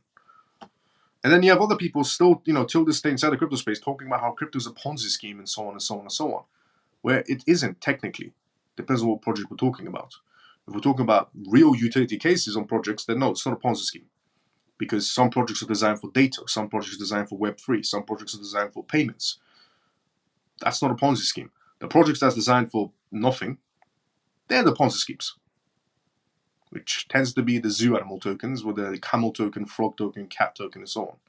Or the Pepe's granddad and Pepe's sister and Pepe and so on.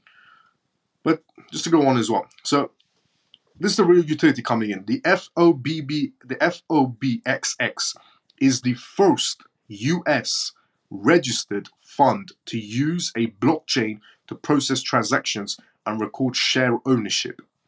It has $360 million in assets under management so far. Franklin Templeton, apologies about that. Franklin Templeton, head of digital assets, Roger Baston, said, "Eventually, we hope for assets built on blockchain rails." This is coming from the head of digital assets, Roger from Franklin Templeton. Word for word, this is what he said. "Eventually, we hope for assets built on blockchain rails, such as the Franklin On-Chain US Government Money Fund." This is what they're preparing themselves for. The Franklin On-Chain US Government Money Fund to be built on blockchain, to work seamlessly with the rest of the digital asset ecosystem. Franklin Templeton isn't the only major Wall Street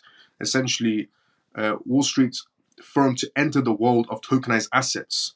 BlackRock last month launched its first tokenized asset fund as well, iBuild, which runs on Ethereum. And company CEO Jenny Johnson said in January that blockchain is going to open up a lot of really interesting types of investments and opportunities. Earlier this week, the Securities and Exchange Commission, SEC, brought itself more time to evaluate an Ethereum spot ETF proposal from Franklin Templeton. And investment giant Grayscale, although such a product is seen as a way to boost the value of the second largest digital asset, approval prospects have faded since the days of Bitcoin spot ETFs.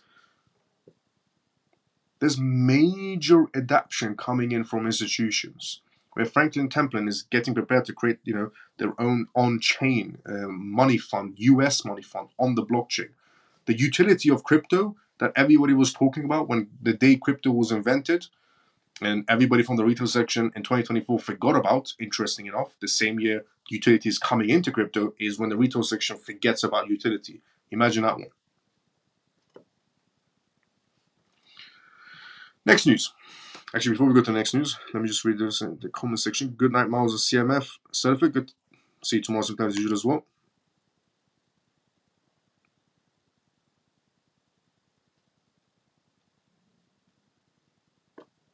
I keep hearing about Hulu Chain, etc. Have you heard of it? Supposedly all these legal issues can't exist in their framework. Hulu Chain is an amazing project. Yes, I have heard of it. Funny story in Hulu Chain.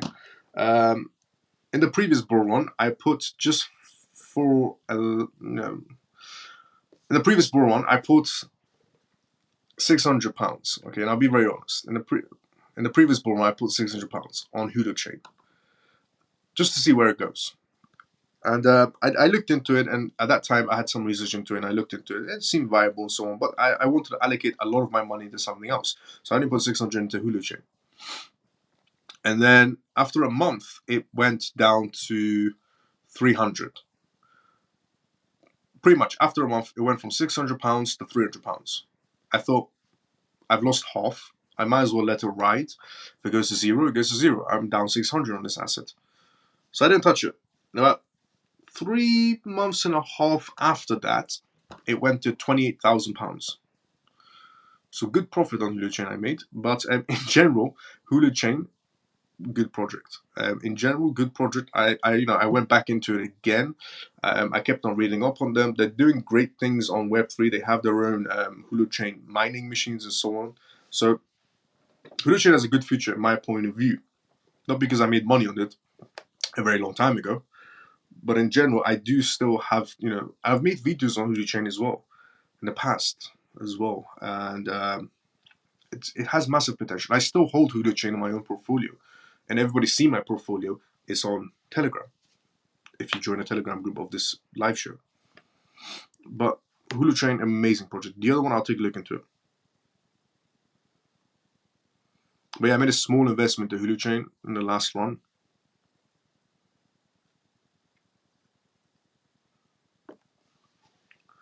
But in general, great project.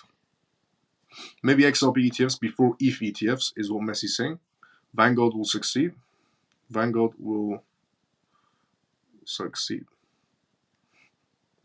Yeah. But yeah, no, Hulu, good. The other one, I'll take a look into the recent partnerships. But Hulu in general is good. I still hold it in my portfolio. Not at 28,000 anymore. But yeah. I sold that one straight away.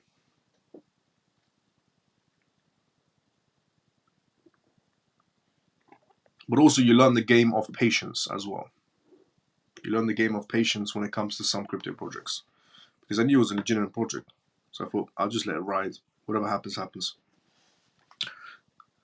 Good night, Miles. The CMF. Service you tomorrow's as usual as well. By this time next year, we will all in the CMF be a lot richer. Let's go, Pierce. Facts. Now, also to go through this. Thai. So we do have a lot of CBDCs coming out from around the world. A lot of CBDCs. And the Thai CBDC pilot succeeds, but no plans to create one. Now, I'm seeing this headline quite a lot, not just about Thailand, but pretty much about any sort of other jurisdiction out there as well. We've had the EU come out with the same headline. The EU CBDC is progressed well, but the EU doesn't want to implement CBDCs. Or the UK CBDC is going well, but the UK doesn't want to release CBDCs. Brazil doing well, but doesn't want to release it. This doing well, but doesn't want to release it. And they're all absolutely full of BS. Every single one of them is absolutely full of BS. They just don't want to tell you exactly when it's coming out because there's multiple scenarios that could go wrong with CBDCs. One of them being everybody running to the banks, taking out their money. Because if the government comes out tomorrow and says, we're coming out with CBDCs next month, everybody will run to the banks and try to take out their cash, which would cause a banking crisis. And they can't have that at all. And the idea that governments will spend millions and millions and millions of dollars on a software essentially that can control people and to not release it. Just think about it for a second. Governments are going through loopholes to be able to create this platform to control every single one of you. And you think they're going to drop it. Or anybody assumes they're going to be dropping this whole CBDC. They're successful. All the tests were all successful. But for some reason, they don't want to implement it. Yeah, that makes sense. You spend millions of dollars on a software that can control people, and at the end you go, nah, we have morals now. Government doesn't have morals. They never did, never will. So we're going on this headline of Thailand CBDCs. Thailand CBDC pilot succeeds, but no plans to create one. In October 2023, a central bank digital currency CBDC pilot program by the Bank of Thailand came to an end. It tested a tokenized Thai baht on centralized ledgers and involved 4,000 consumers, 140 merchants, and a tech firm giant from Thailand. While the Thai central bank was happy with the results and thought a CBDC would help promote innovation, it reported that it had no plans to push ahead with the digital baht. Anybody remember Jerome Powell's speech? The Fed made a speech. They said, America coming up with CBDCs? No, never. Anybody remember his other speech of, there's no conspiracies going on. The US isn't working on CBDCs. This is what he said. He said the US isn't working on CBDCs. There's no conspiracy going on. Who said we're working on CBDCs? About a week after his speech, politicians received a pamphlet and a leaflet that said key points, CBDCs from the Fed. It's just full of BS, that's what they are. But of course, they're going to go through all this headache, spend millions of dollars on a software that can control you, and the test is positive. At the end, they're going to go, nah, we have morals now. That said, the central bank will open a sandbox for privates. Do you see how it just suddenly changes as well? When it comes to these articles, when it comes to the governments in general, going on CBDCs, how it also instantly changes. It goes from, we've tested it, it was successful, but we're not going to implement it. But then it goes on to say, essentially, but we did create a digital sandbox. That said, the central bank will open a sandbox for private, here's the best part, private programmable payments and tokenizations. So they went from, we tested it, it's successful, but we're not going to implement it. However, we did create a private digital sandbox, which is programmable, and we'll be testing out some more things. But if you're not going to go for it, what's the point of opening up another private sandbox? It will also, especially a programmable sandbox, it would also continue its works with Hong Kong Monetary Authority on cross-border CBDC platform mBridge. How does that logically make sense? You tested out something, it was successful. A CBDC. The government of and again, this isn't just the government of Thailand. The UK said the exact same thing. The EU said the exact same thing. The US said the exact same thing. Australia said the exact same thing. Canada said the exact same. They all start off with, we did the test on CBDCs, it was successful, but we're not going to go for it. But then they always go, however, we did open up another digital sandbox, or however, we are still doing payments. If you're not going to go for something, why not just stop it? Or just be honest and say, nope, we're still going for it. We just, wanted to throw you off the path. Because, I mean, essentially, it goes on to say it will also continue its works with Hong Kong Monetary Authority on the cross-border CBDC platform Enbridge. Why bother? Essentially is the answer. There's no logic behind it. Along with testing peer-to-peer and retail payments, the Thai CBDC pilot program allowed the testing of several programmable features, including enabling parents to restrict what their children's money could be spent on. Also, the government restricting you like a child as well. Tokenizations and programmable money continue full steam ahead. It went from, we tested successful, we're not interested, to we're doing programmable money, still testing on Hong Kong's network, to now spearheading forward. Do you see how quickly it changes from one speech? It seems that the latter half of 2023 and some far in 2024, tokenization has been all the rage. Even Wall Street giant BlackRock is experimenting with it. The tokenization of everything is coming.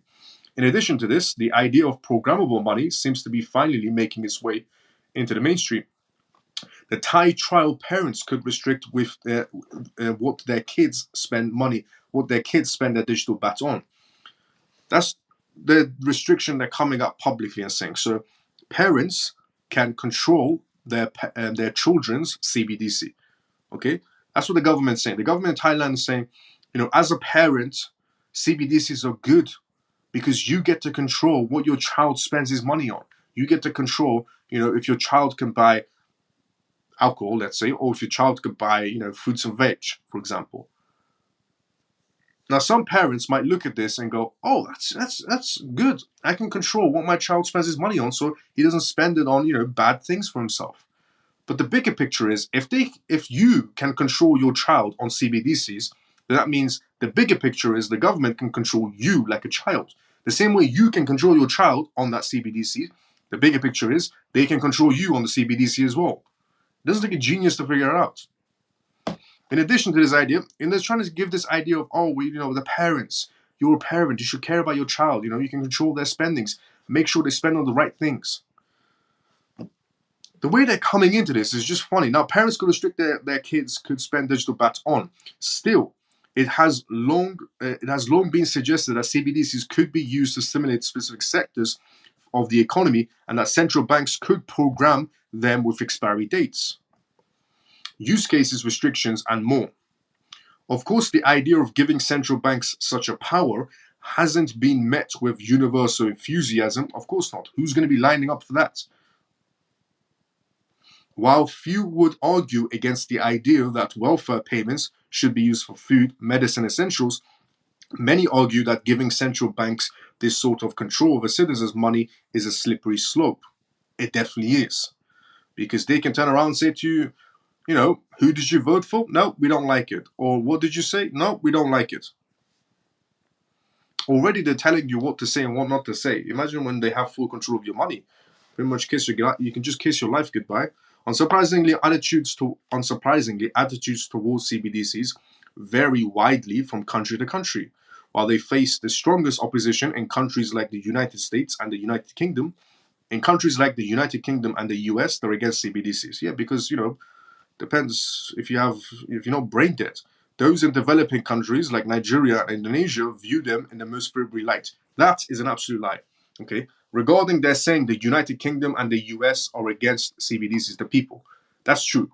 But for them to go on and say that Nigeria and Indonesia are in favor of CBDCs, that's an absolute lie. How do I know this? There's multiple criticisms coming out of Nigeria, multiple criticisms coming out of Indonesia of how they're against CBDCs. The people are coming out and saying how they're against CBDCs. I don't know where they're getting their sources from, essentially saying that, people, the Thai government, where they're getting their sources from, that the people of Nigeria are happy with CBDCs. Nobody is happy about being controlled. Where is the happiness of somebody telling you where to sit, where to eat, where to stand, where to go? Where is the happiness about that? Just logically. What human beings can go, yeah, I want to be told where to sit, where to stand, where to go, where not to go, where to say, what not to say, what to type, what not to type, what to see, what not to see. Yeah, I don't know who's lining up for that one. What enthusiasm is supposed to be behind that? Where is the Thai government getting their logic from? I really don't know. And the idea of them introducing, essentially this as, oh, well, the parents can control. They're trying to get inside the mindset of the parents and say, well, the parents can control their children. They can control what their children spend their Thai CBDC on, their Thai baht CBDC. It's very important for the children. Yeah, but if you can control your child on CBDCs, that means they can control you on CBDCs. So the bigger picture. The way they mess with people's heads is incredibly funny. And some people don't see it. Because there'll be people in Thailand, parents in Thailand, they'll look at this and go, oh, well, it's very good. We can make sure children are safe. Trust me, there'll be actual people on this planet who will look at this from Thailand and go, oh, I think that's good. Because, we get to make sure our child spends his money correctly and so on. And they can't see the bigger picture of, well, if you can control your child, then they can control you. Because if this world was full of intelligent people, it'd be a different world. Unfortunately, the majority are thick, as the majority are basically brain dead. And there's a few awake, and then there's also the politicians who are just bribe eaters and so on and so on. But, the world would be a much more better place. But unfortunately, not everybody's intelligent enough to figure out the bigger picture always. Some people are, some people aren't.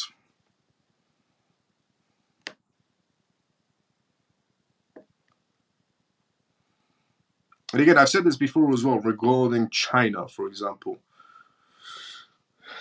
They did a social credit system test in China with 1,400 people. If they brought salad, it was positive. If they brought alcohol or tobacco, it was -1. 1,400 people. And it was connected, social credit system, to their CBDCs. At the end, they all loved it. And I said, till this day, I don't know if those 1,400 people in China that did this CBDC, the social credit system test, were brain dead. Till this day, I don't know if they were brain dead of being fully controlled on every aspect of their life, and they liked it at the end. I don't know if they were brain dead or not. Never found out.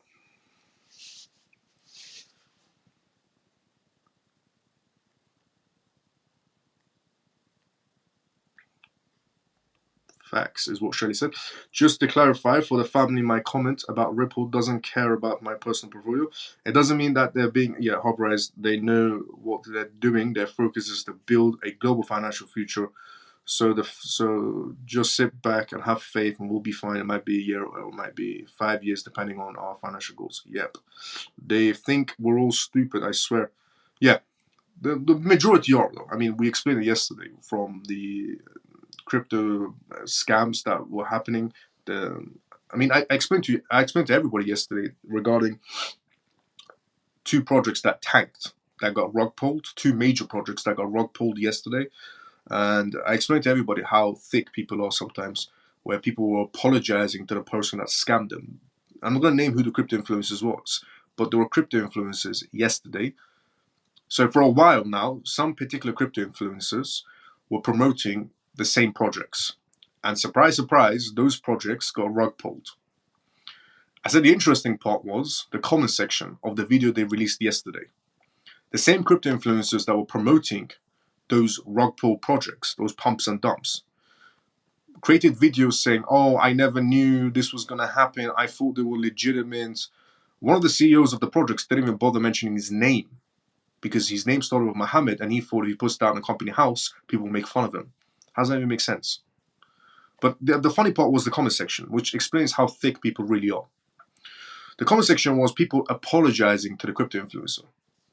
In the comment section, people were saying, oh, don't worry, it happens all the time. To the crypto influencer that scammed his own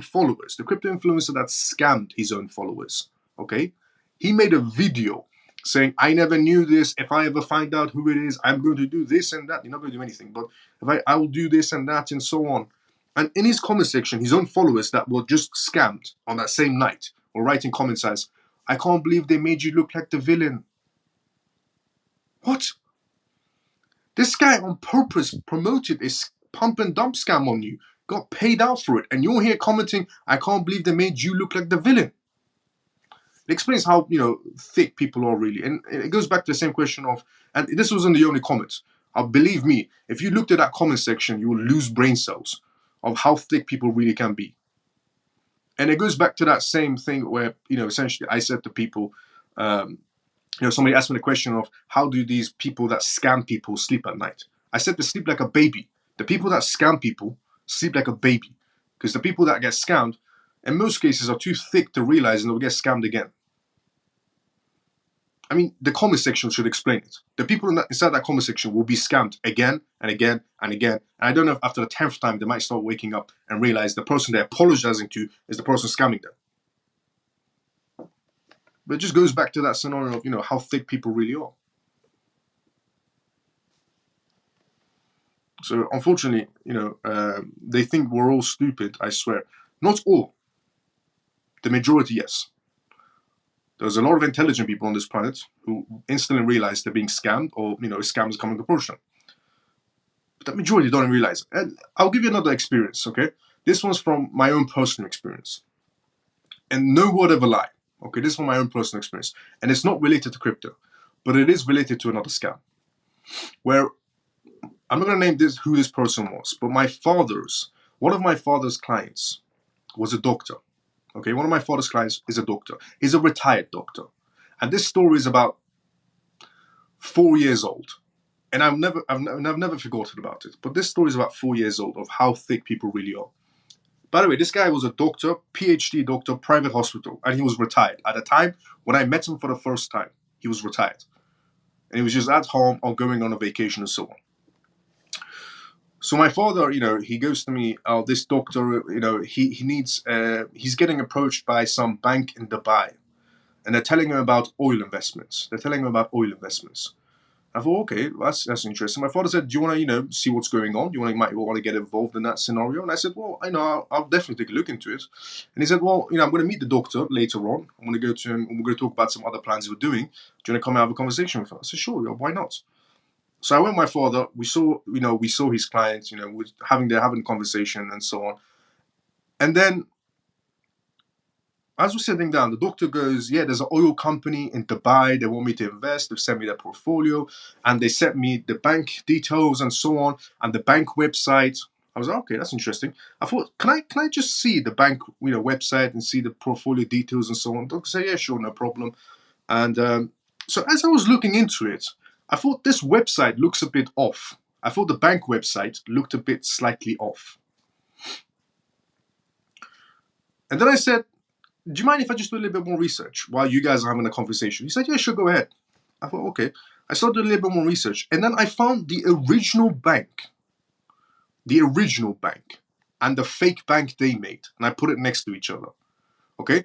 So those scammers, whoever they were from around the world, created an identical bank website with similarities in the domain name and everything. And I put the fake bank website, and the setup was the same. The login, signups, the details were all there. I put the fake website on this side of the screen, and I put the real website of the bank on this side of the screen. And I said, doctor, just 1 second. Can you come and just take a look at this? Because I've just realized something. This is a fake company. I mean, these are scammers. These are scammers, essentially. And this is the real bank. They're scamming you. There is no oil deal in Dubai that you're about to invest money in any sort of a way. This is the scam website. This is the real website of the bank. And you know what the doctor said to me? This is how brainwashed he is. And it explains, it doesn't matter what level you're at. It doesn't matter if you have a PhD as a doctor or whatever you have. Some people are just bad. He said to me, it's okay. I still want to do the investment. I still believe it's a great opportunity. I said, doctor, you're not listening to me. This is the fake bank website. This is the real bank website. He said, no, I still want to do the investment. I looked at my father. I said, Dad, is he confused? I'm just explaining to this man that this is the fake website. This is the real website. He's telling me to put the investment through for him.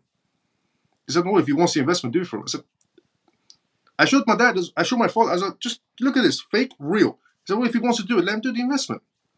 I said, you know what? I'll do £1,000 bet. Doctor looked at me and said, what do you mean £1,000 bet? I said, I'll do £1,000 bet. I said, if it's a scam, £1,000 bet. He said, sure. And And guess the ending of the story is, guess who got paid out? Me or the doctor? Guess who got paid out at the end of that? Me or the doctor? Do you think the doctor got his $120,000? By the way, he invested $60,000.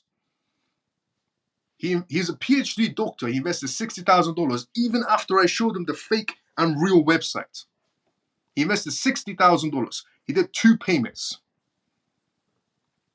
And I bet him 1,000 because how much more obvious can you get? Fake, real. And guess who got paid out at the end? Not him. I did. My £1,000 bet. Although he wasn't very happy about it because he didn't give it to me directly. He gave it to my father for my father to give it to me. He's a man of his word, but he didn't want to look at me directly. But yeah, honestly, I've never that day in general stuck with me. It was 4 years ago and it still stuck with me. Crystal clear of how thick people can really be. How brainwashed you can essentially become, where even when someone shows you the fake website of the bank and the real website of the bank, he's so brainwashed into it where he just goes, yeah, I still want to do the investment. It's just one of those things, you have to be there for it. Explaining it doesn't do it justice. You had to be there in that moment to experience it. Honestly. Trust me, there's a lot of... I've seen so much... Every time I think about that, it's just... Till this day, I'm just baffled. Yeah, Australia even said they are not going ahead with it as there was too many issues again. They think it was stupid to see it through them. Yep. They're telling you they will not... They're telling you they will not going CBDCs by telling you are going for CBDCs. Yep. Anything to put a positive spin on it just to get it pushed through. We'll see a lot of those narratives as it comes closer. Facts. What's cooking tonight? Fly, good to see you as well. How you doing? I'm starving. People feeling sorry for the influencers sounds like Stockholm Syndrome. Honestly, it was the funniest thing I ever saw inside the comment section of that. I love your stories. So true, so true. Let's go, Larry. Larry, how you doing? I'm good. Usually I was being home mics. Lol. Yeah, I can't believe the influencer Alex was a part of it. He was the one shelling $1,500 $1,500 Litecoin at the peak of last bull run. He makes his followers buy to hear his lives with subscription only too. No way. Oh yeah, one of the influencers, again, I'm not gonna name who they are, but one of the influencers who at that time, there was a time period where he thought Onyx coin on CMC was the one on CoinMarketCap was JP Morgan's coin. That's how much of a thick person he is as well, this particular influencer. But this particular influencer who can't tell the difference between Onyx coin, JP Morgan, and Onyx coin, the public one available for the retail section, that's got nothing to do with that's got nothing to do with JP Morgan, was the same one involved in these scams, but his followers are mostly thick. I saw the comment section, I was laughing my head off. But this man charges $300, $200 an hour of 30-minute conversations. He charges $300 to $200 an hour or 30-minute conversations. And he can't tell the difference between JP Morgan's Onyx coin, and which is only for the institutional side, and the other Onyx coin on CoinMarketCap. There was a time period he actually was promoting it as, oh, this is Onyx coin from JP Morgan, CoinMarketCap. You want to look into this. And this is a man charging $200, $300 per conversation with him. For what? I don't know. Because to me, it looks like he needs the help more than his own followers.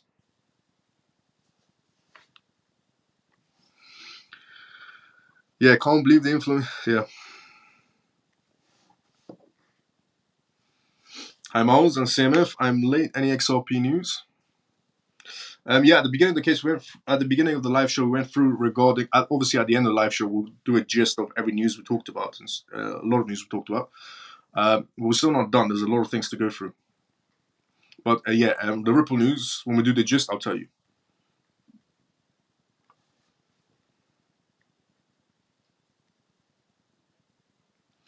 Mouse is the same as people like kings and queens, kings and queens smashed as centuries, but majority of people like kings or queens. For that, I like England. King is no in power. Nothing comes up when I.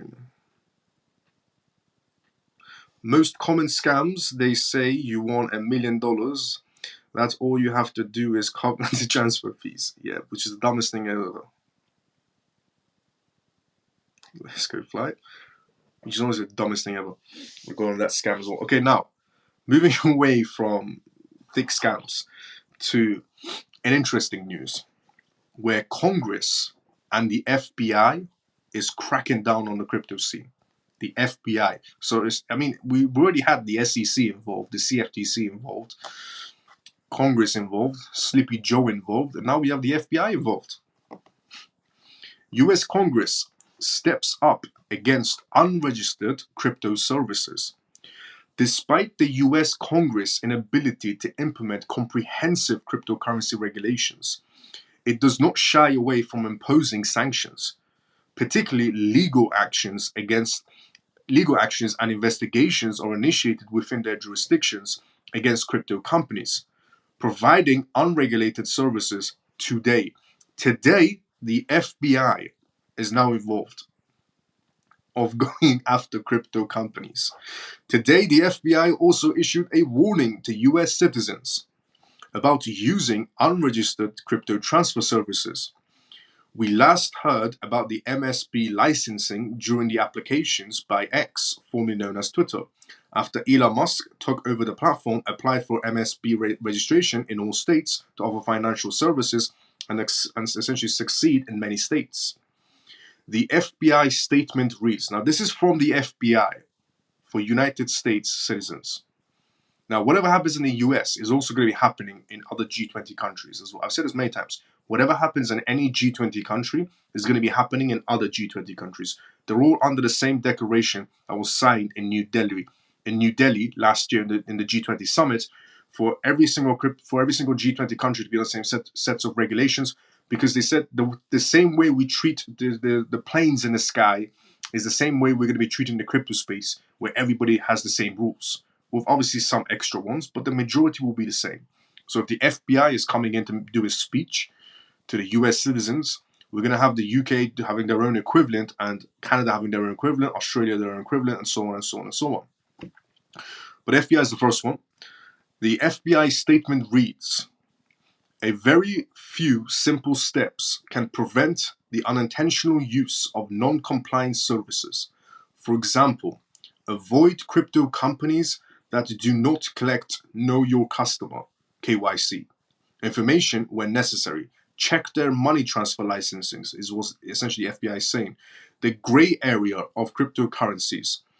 The previously unregulated world of cryptocurrencies is now becoming traditional governments, especially the US are beginning to show their surveillance powers and ability to impose rules here as well. The FBI also says that users should check companies they transact essentially with through the US financial crime enforcement network as well. That I agree with. Now, again, recently the FBI has conducted law enforcement operations against unlicensed crypto services complying with federal laws. Individuals using unlicensed cryptocurrency money transfer services, especially if the cryptocurrencies are mixed with illegal obtained funds, may face issues during law enforcement actions. Cryptocurrency money transfer services that knowingly violate laws of listed illegal transactions will be investigated by law enforcement. Using a service that does not comply with legal obligations can lead to the loss of access to your funds following operations targeting these businesses by law enforcement. So essentially, the FBI said, if you're inside the crypto space and you're using crypto platforms that are not regulated, and one day we decide to go after that particular crypto platform because they're not regulated, kiss your crypto goodbye, is what the FBI is saying. So the FBI has come out publicly and essentially stated that if you're using unregulated crypto platforms and then one day we decide to go after that particular crypto platform, and you're keeping your crypto with that platform, or you're using that platform in some sort of way, and you have crypto stored on it. That could be a DeFi platform, that could be a crypto exchange, whatever. Kiss your crypto goodbye if we go after them.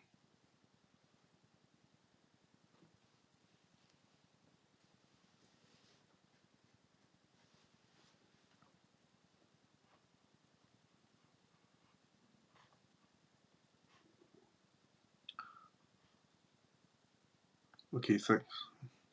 For those, so yeah, the FBI is now looking into multiple crypto platforms. So not only did we have the SEC looking into crypto platforms, not only the CFTC or the SEC, but now we have the FBI. But it's a different scenario with the FBI. If they clamp down on any crypto platforms and they're not regulated, and you're using them and your crypto stored on them, say goodbye to your crypto. Different scenario with FBI. For those who don't know, Stockholm Syndrome is when a person who is captured or taken advantage of feels sorry for their capture. Yes, that's true.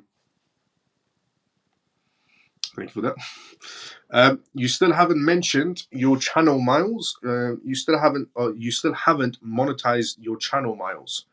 YouTube, your subscribers are flying. By Saturday, you're going to reach 2,000 subs. Let's go. Thank you so much to everybody that's subscribing to me on YouTube. I'm about to be crossing 2,000. Well, not crossing, reaching, sorry. I'm about to be reaching 2,000 followers, which is absolutely amazing.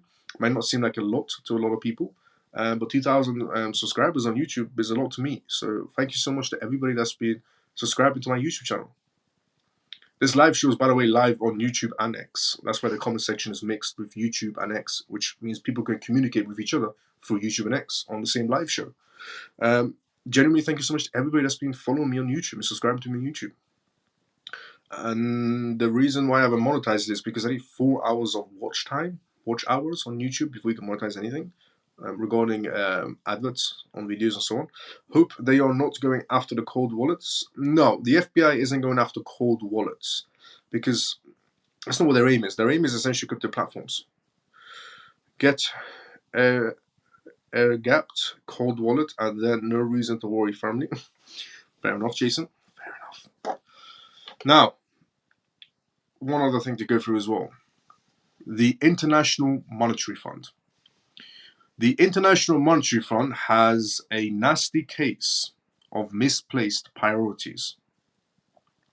As the world economic leaders converged for the annual spring meetup in Washington under the auspices of the International Monetary Fund, the IMF, and the World Bank, the air is buzzed, not with festive anticipation, but with a monitoring critique aimed directly at the United States.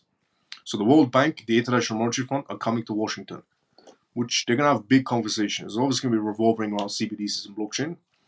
Far from a back-pating session, the US officials, including Treasury Secretary Janet Yellen, she's about 1 million years old, found themselves enriched by criticisms rather than commendations. The US, under the watch of Joe Biden, or as some people know him as Sleepy Joe or Distracted Joe, did anybody see the recent video of Sleepy Joe doing his speech where he's reading the screen of what it says and he says pause? So he's reading a speech, and on the screen there's obviously words that you're not supposed to repeat, like pause or go to the left, go to the right, smile for the camera. You're not supposed to repeat these words. He was doing a speech, and at the end he said pause. I don't know who's voting for this man. Honestly, if you don't like Trump, okay, and you don't want Trump to win, and you're voting for Joe, Sleepy Joe, don't do it. Just don't vote. Honestly. Or vote for the other guy, Kennedy. If you wanna do a vote in general, just vote for Kennedy. If you don't want to vote for Trump, I'm not a US citizen. I'm obviously from the United Kingdom, so I don't even have a vote inside the US at all. But if you don't want to vote for Trump, vote for Kennedy. Don't vote for Sleepy Joe. The guy read pause. How's he supposed to do 4 more years? Sleepy Joe doesn't look like he could do 1 more day. Honestly, Sleepy Joe doesn't even look like he could do 1 more hour.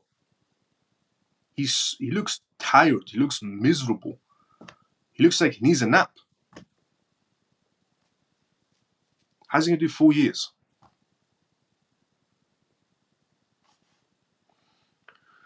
Honestly, and there were people chanting in the crowds. There were people chanting in the crowds. 4 more years, 4 more years for Sleepy Joe. 4 more years for Sleepy Joe. I'll be honest, okay. If you were one of those people, if the people that were chanting 4 more years, 4 more years for Sleepy Joe, I'll be honest, you've got to chant a lot more louder. I don't think he can hear you. I'm just being genuinely honest. I don't think Sleepy Joe even heard anyone say 4 more years. They've got to chant a lot more louder because, trust me, if that man can't read, write, walk, run, speak, what makes you think he has good hearing? You've got to be chanting out much more louder of 4 more years if you want this guy to hear it. Now, I still can't believe he read the word pause when he was doing his speech, and there's people shouting 4 more years. This world is definitely not full of intelligent people, honestly. If anybody thought, this world, honestly, it's definitely not full of intelligent people at all.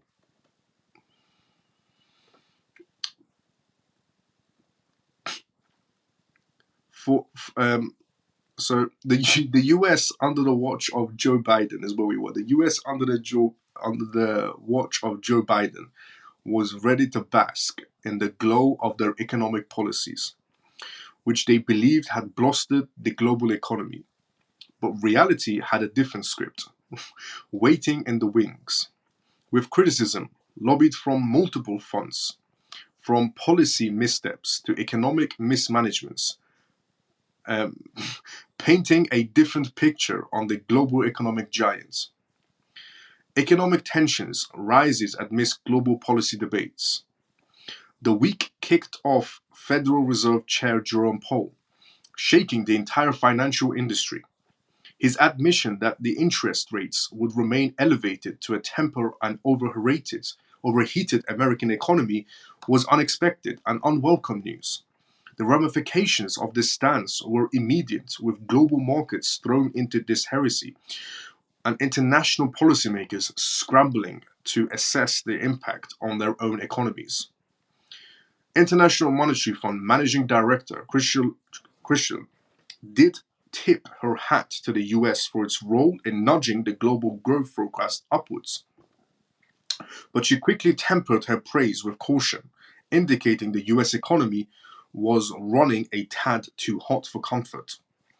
Her deputy, Gitter, alongside other global finance leaders, echoed this sentiment, pointing to the US budget deficiency, cloaking in a 7% of GDP according to their metrics as the glaring issue. This figure overshadowed the European Union's more conservative cap of 3%. As discussions happened, European Commission Vice President openly criticized the US's very strong fiscal approach. With debt piling up and debt servicing costs soaring, he hinted at the need for a more cautious fiscal trajectory, states that even the EU is going, okay, maybe the US debt is getting too big. Imagine that one. Even the EU is coming out and saying, okay, maybe the US debt is getting a little bit out of control. Germany's finance minister, Christian Lindner, while attempting to maintain diplomatics, couldn't help but highlight the irony of Biden's Inflation Reduction Act. Again, even the EU is making fun of Sleepy Joe, which, according to him, seemed to be fueling inflation rather than reducing it. So, according to the EU, a member of the EU, Germany's finance minister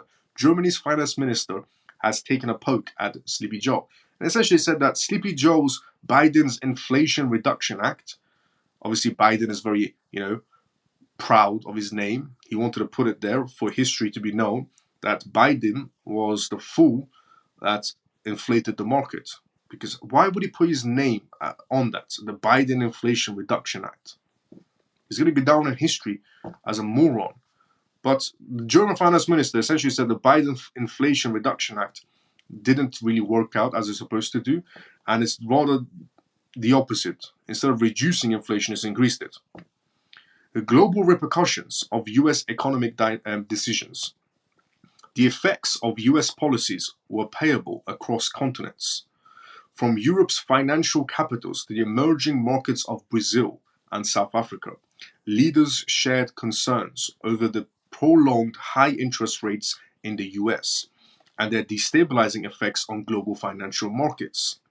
South Africa, central bank governor, and Brazilian Finance Minister Fernando pointed out the broader implications of the US monetary policy, highlighting the interconnections of global economies. Even South Africa and Brazil are a little bit worried about the inflation rate in America. Not just confined to physical policies, the US trade strategies also come under scrutiny. The push towards onshoring and friendshoring of policy chains, as advocated by Janet Yellen, was criticized for its potential to disrupt global economic stability and increase inflation pressures. Catherine Mann, the Bank of England, everybody's involved in this. Okay, the finance minister of Germany, South Africa, Brazil, the United Kingdom, America. The list just goes on. So Catherine Mann of the Bank of England suggested that the true cost of these shifts were undispirited and would likely result in more frequent economic shocks and heightened inflation volatility. As for international trade relations, particularly with China, the US attempted to express concerns over China's over-reliance on export-driven economic boosts directly to Chinese officials. Despite these efforts, the message appeared to fall on deaf ears. At the Canton Trade Fair in China, Premier Li Qiang was all about enhancing the global structure of Chinese brands, indicating a continued focus on export enhancements. When the US, the event of the week painted a clear picture. The International Monetary Fund, the IMF, and its cohort are increasingly wary of US current economic playbook. The week proved that when the US sneezes, just want to point out, okay, before I read this last sentence, if anybody tuned in for episode 37, because this is episode 38 that I'm doing right now. Every night I do an episode of the CMF live show if you're tuning in for the first time. So yesterday was episode 37. This is episode 38. But on episode 37, which was yesterday, I explained to everybody that the US has more power than most people comprehend, and they control everything. I said the US, and I give the example of the Binance scenario where everybody was working with Binance and the US went after Binance, and one by one, everybody dropped Binance's licensings. That's how much power the US has. They make one move, everybody follows in suit. And it doesn't matter that the US is worthless, it still controls the market. And I said to everybody that even in a digital world, the number one currency, the number one currency, stablecoin currency in the digital world is the US dollar. It's not the Russian ruble or the yen or the British pounds in cryptocurrencies as a stablecoin. No, it's the dollar. In traditional finance, the dollar is the dominant currency. In a digital finance, the dollar is the dominant currency, essentially, as a stablecoin. So I said, it doesn't matter how much they're printing, how much dollars they're printing, it's still the number one currency in terms of domination, in traditional or digital. That's a fact. Okay, stablecoin USDT ranking number one stablecoin. Next, USDC. Next, they're all just US dollar tokens on the digital market space. And obviously, traditional finance also dollars as well. And I said, it's backed by zeros, backed by oxygen, but they still control the game. And you might think America is losing power, but in reality, it isn't. It's gaining more power day by day. Might not look like it to you, but it is. And this is what I said yesterday. And I obviously went into high detail with it. Now, again, this is coming out from the International Monetary Fund. This is coming out from the International Monetary Fund today. The events of the week painted a clear picture. The International Monetary Fund and its coherents are increasingly wary of the US current economic playbook. This week proved that when the US sneezes, the world indeed catches a cold. When the US sneezes, the world catches a cold. Do you understand how much power the US has on every market space? If anybody told you the dollar is going to zero, the US is losing its power, when? When is that going to be happening exactly? Because they're printing more and it's backed by oxygen, but it's still the number one currency in traditional finance. Even in a digital finance scenario, what's the number one currency in terms of stablecoins? Is it the Russian yen? I mean, is it Russian ruble in cryptocurrencies? Is it the Japanese yen or the Chinese yuan or whatever, British pounds or euro stablecoin? No, the dollar stablecoin. Digital world, the dollar stablecoin is dominant. Traditional world, the dollar and fiat is the dominant one as well. Okay, they're not losing power. They're gaining more power day by day. Okay, they've never lost power. In the world we live in, it's all about world domination. It's all about money, power, and greed. What country do you know that just gives up and goes, take my power away from me? Everybody wants more. Every country wants more power, more control, more greed. These are facts. And regarding the International Monetary Fund essentially saying, when America catches a cold and sneezes, with the International Monetary Fund saying, when the US sneezes, the rest of the world indeed catches a cold. A reminder that when it comes to global economics, every action has its echo. Again, these are things I was seeing yesterday. You have the International Monetary Fund saying it today.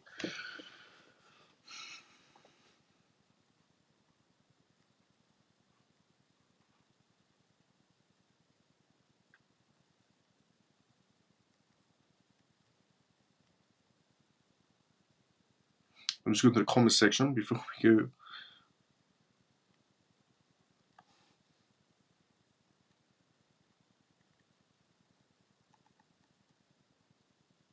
Here we go. It's an absolute joke. Yep, regarding that, yep, let's go JR. Yes, Kennedy, much better. Let's go Zizi. He will have to get into Hunter's stash to make it 4 more years, is what VXLP is saying regarding Sleepy Joe. I can. Let's go Shelly. Where can we expect the market to start drastically moving up? When can we expect the market to start drastically moving up? Drastically moving up? We're not that far off from drastic movements. The market will go a little bit down sideways and it should start picking back up again. But in general, it's going to be up, up, up, up, up every year with corrections and manipulations and pullbacks. But that's only because more institutions are coming into play and they're holding their cryptocurrencies rather than selling it, which is why it's messing with historic patterns. Yeah, but Trump thinks that magnets don't work if they get horrible. Yeah, and we all think Trump's in it. Near protocol looking strong. Everything else frozen right now, but near slowly moving up. I bought it at $2. Let's go. Regarding Near Protocol, Near Protocol is a great project. I mentioned Near Protocol a very long time ago. Last year, a long time ago. I mentioned Near Protocol, but great project, honestly.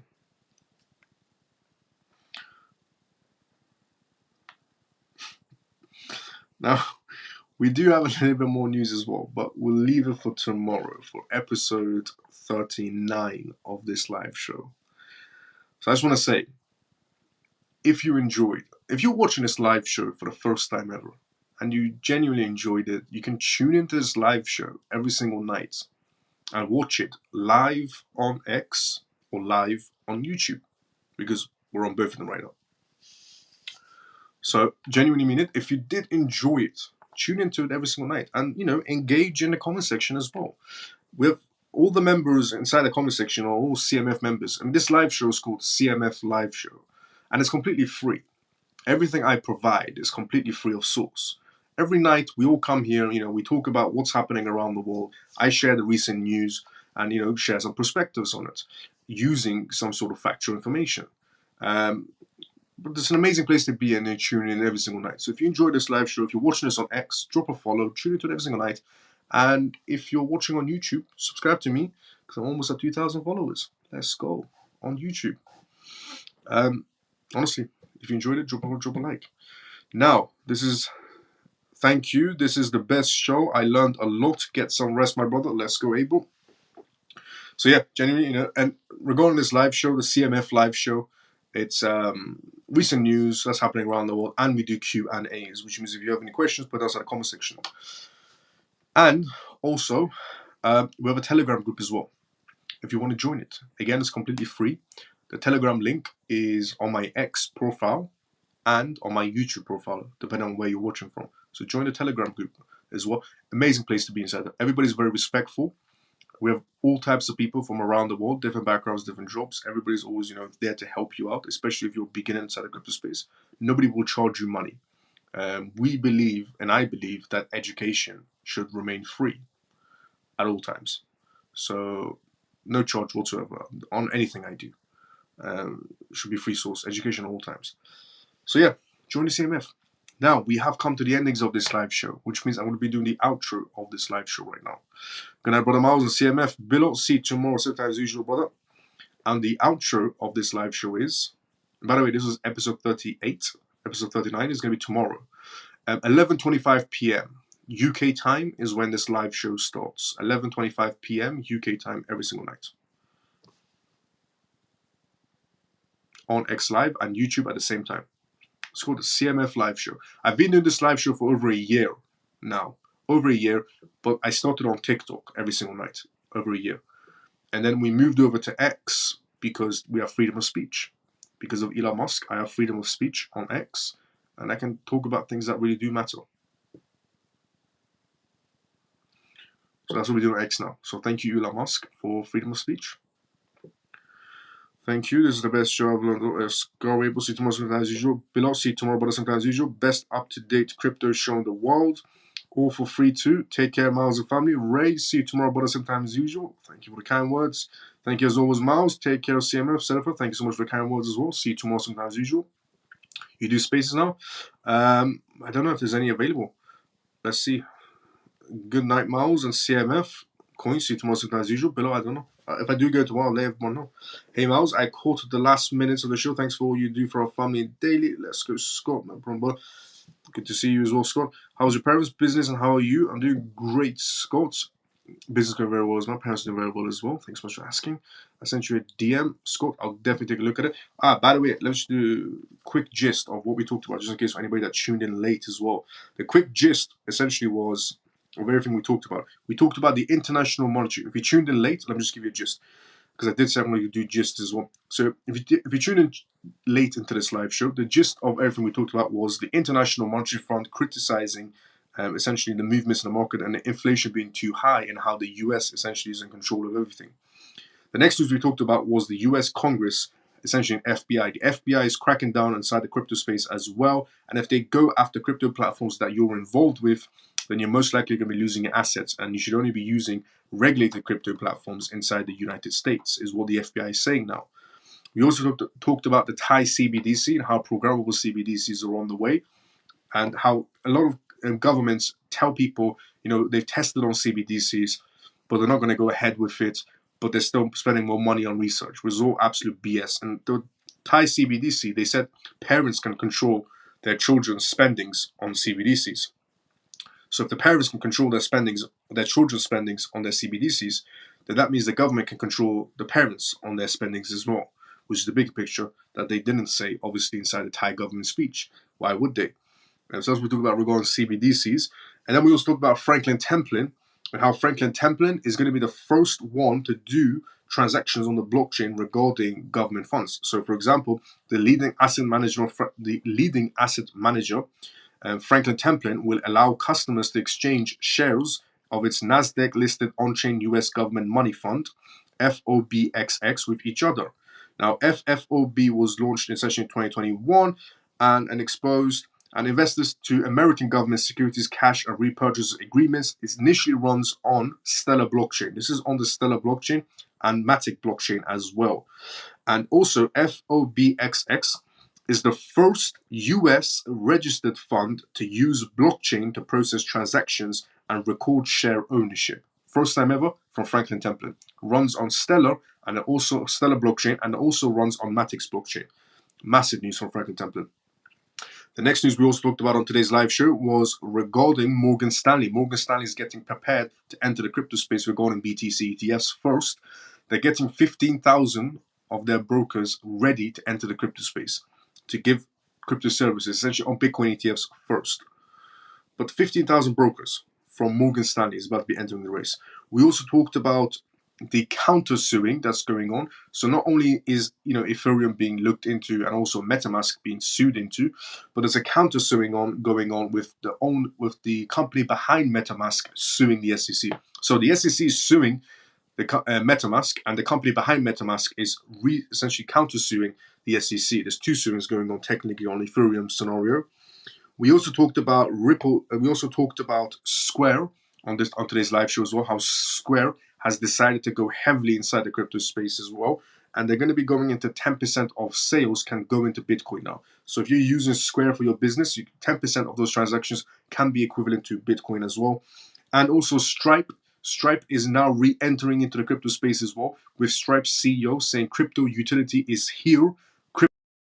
Crypto is this, crypto is so good, green light positives. It's because we're moving into that narrative of markets moving, utility coming into crypto plays and so on, which is the main factor of cryptocurrencies most people inside the retail section forgot about. And also, we talked about the Ripple case, which is good news because the judge now overseeing the Ripple case essentially is Sarah Netburn, who is massive. Is pro crypto. She is essentially pro. Sarah Netburn, the judge from the district judge in the Southern District of New York, is a massive game changer because one, she's pro crypto, and two, if the SEC tries to appeal the Ripple case, it's a lose battle for the SEC to even appeal it. The judge is pro crypto. The new judge is actually looking over the SEC case and Ripple case is pro crypto, and if the SEC tries to appeal it, no chance of an appeal. That is all the things we talked about on today's live show. And obviously the Q&As that we did as well. So if you did tune in late, that is all the things that we talked about on today's live show on episode 38 of the CMF live show. Just go to the comment section before we go out. So Scott, that's what we talked about. Anybody else that tuned in late, I'll let you know in the Telegram. No problem below, if you will. Yeah. I'll let everyone know inside Telegram. Miles, thanks for all your insights. See you tomorrow. Shelly, see you tomorrow sometimes usual. Love this space. Good night, Miles. Flea XRP, see you tomorrow sometimes usual as well. Thanks, Miles, for your valuable time you spent with the CMF. Let's go XRP then. Thanks so much for the kind words.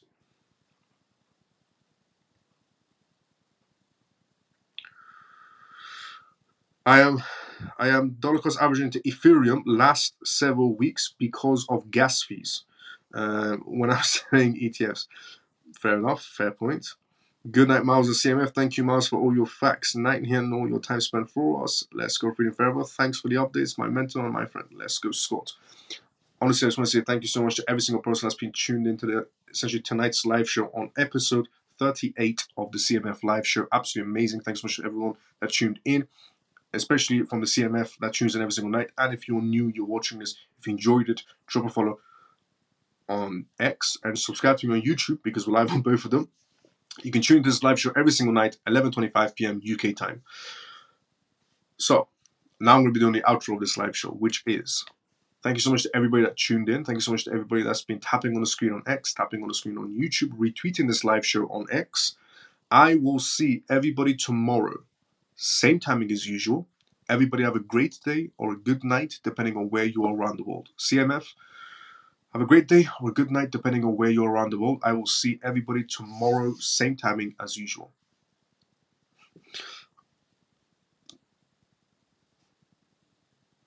Good night, Miles. CMF, thank you, Miles, for all your access. Go for Thursday tomorrow. Scott, see you tomorrow, sometimes usual. Solomon, see you tomorrow, sometimes usual. Check out Echo and Crypto for Life. Is live now on X for those who aren't going to sleep. Let's go, Shelly. I'll see everybody tomorrow, sometimes usual. Everyone have a great day or a good night, depending on where you're around the world, CMF. I joined the late, thank you. Lena, good to see you as well. See you tomorrow, sometimes usual. See everybody tomorrow, sometimes usual.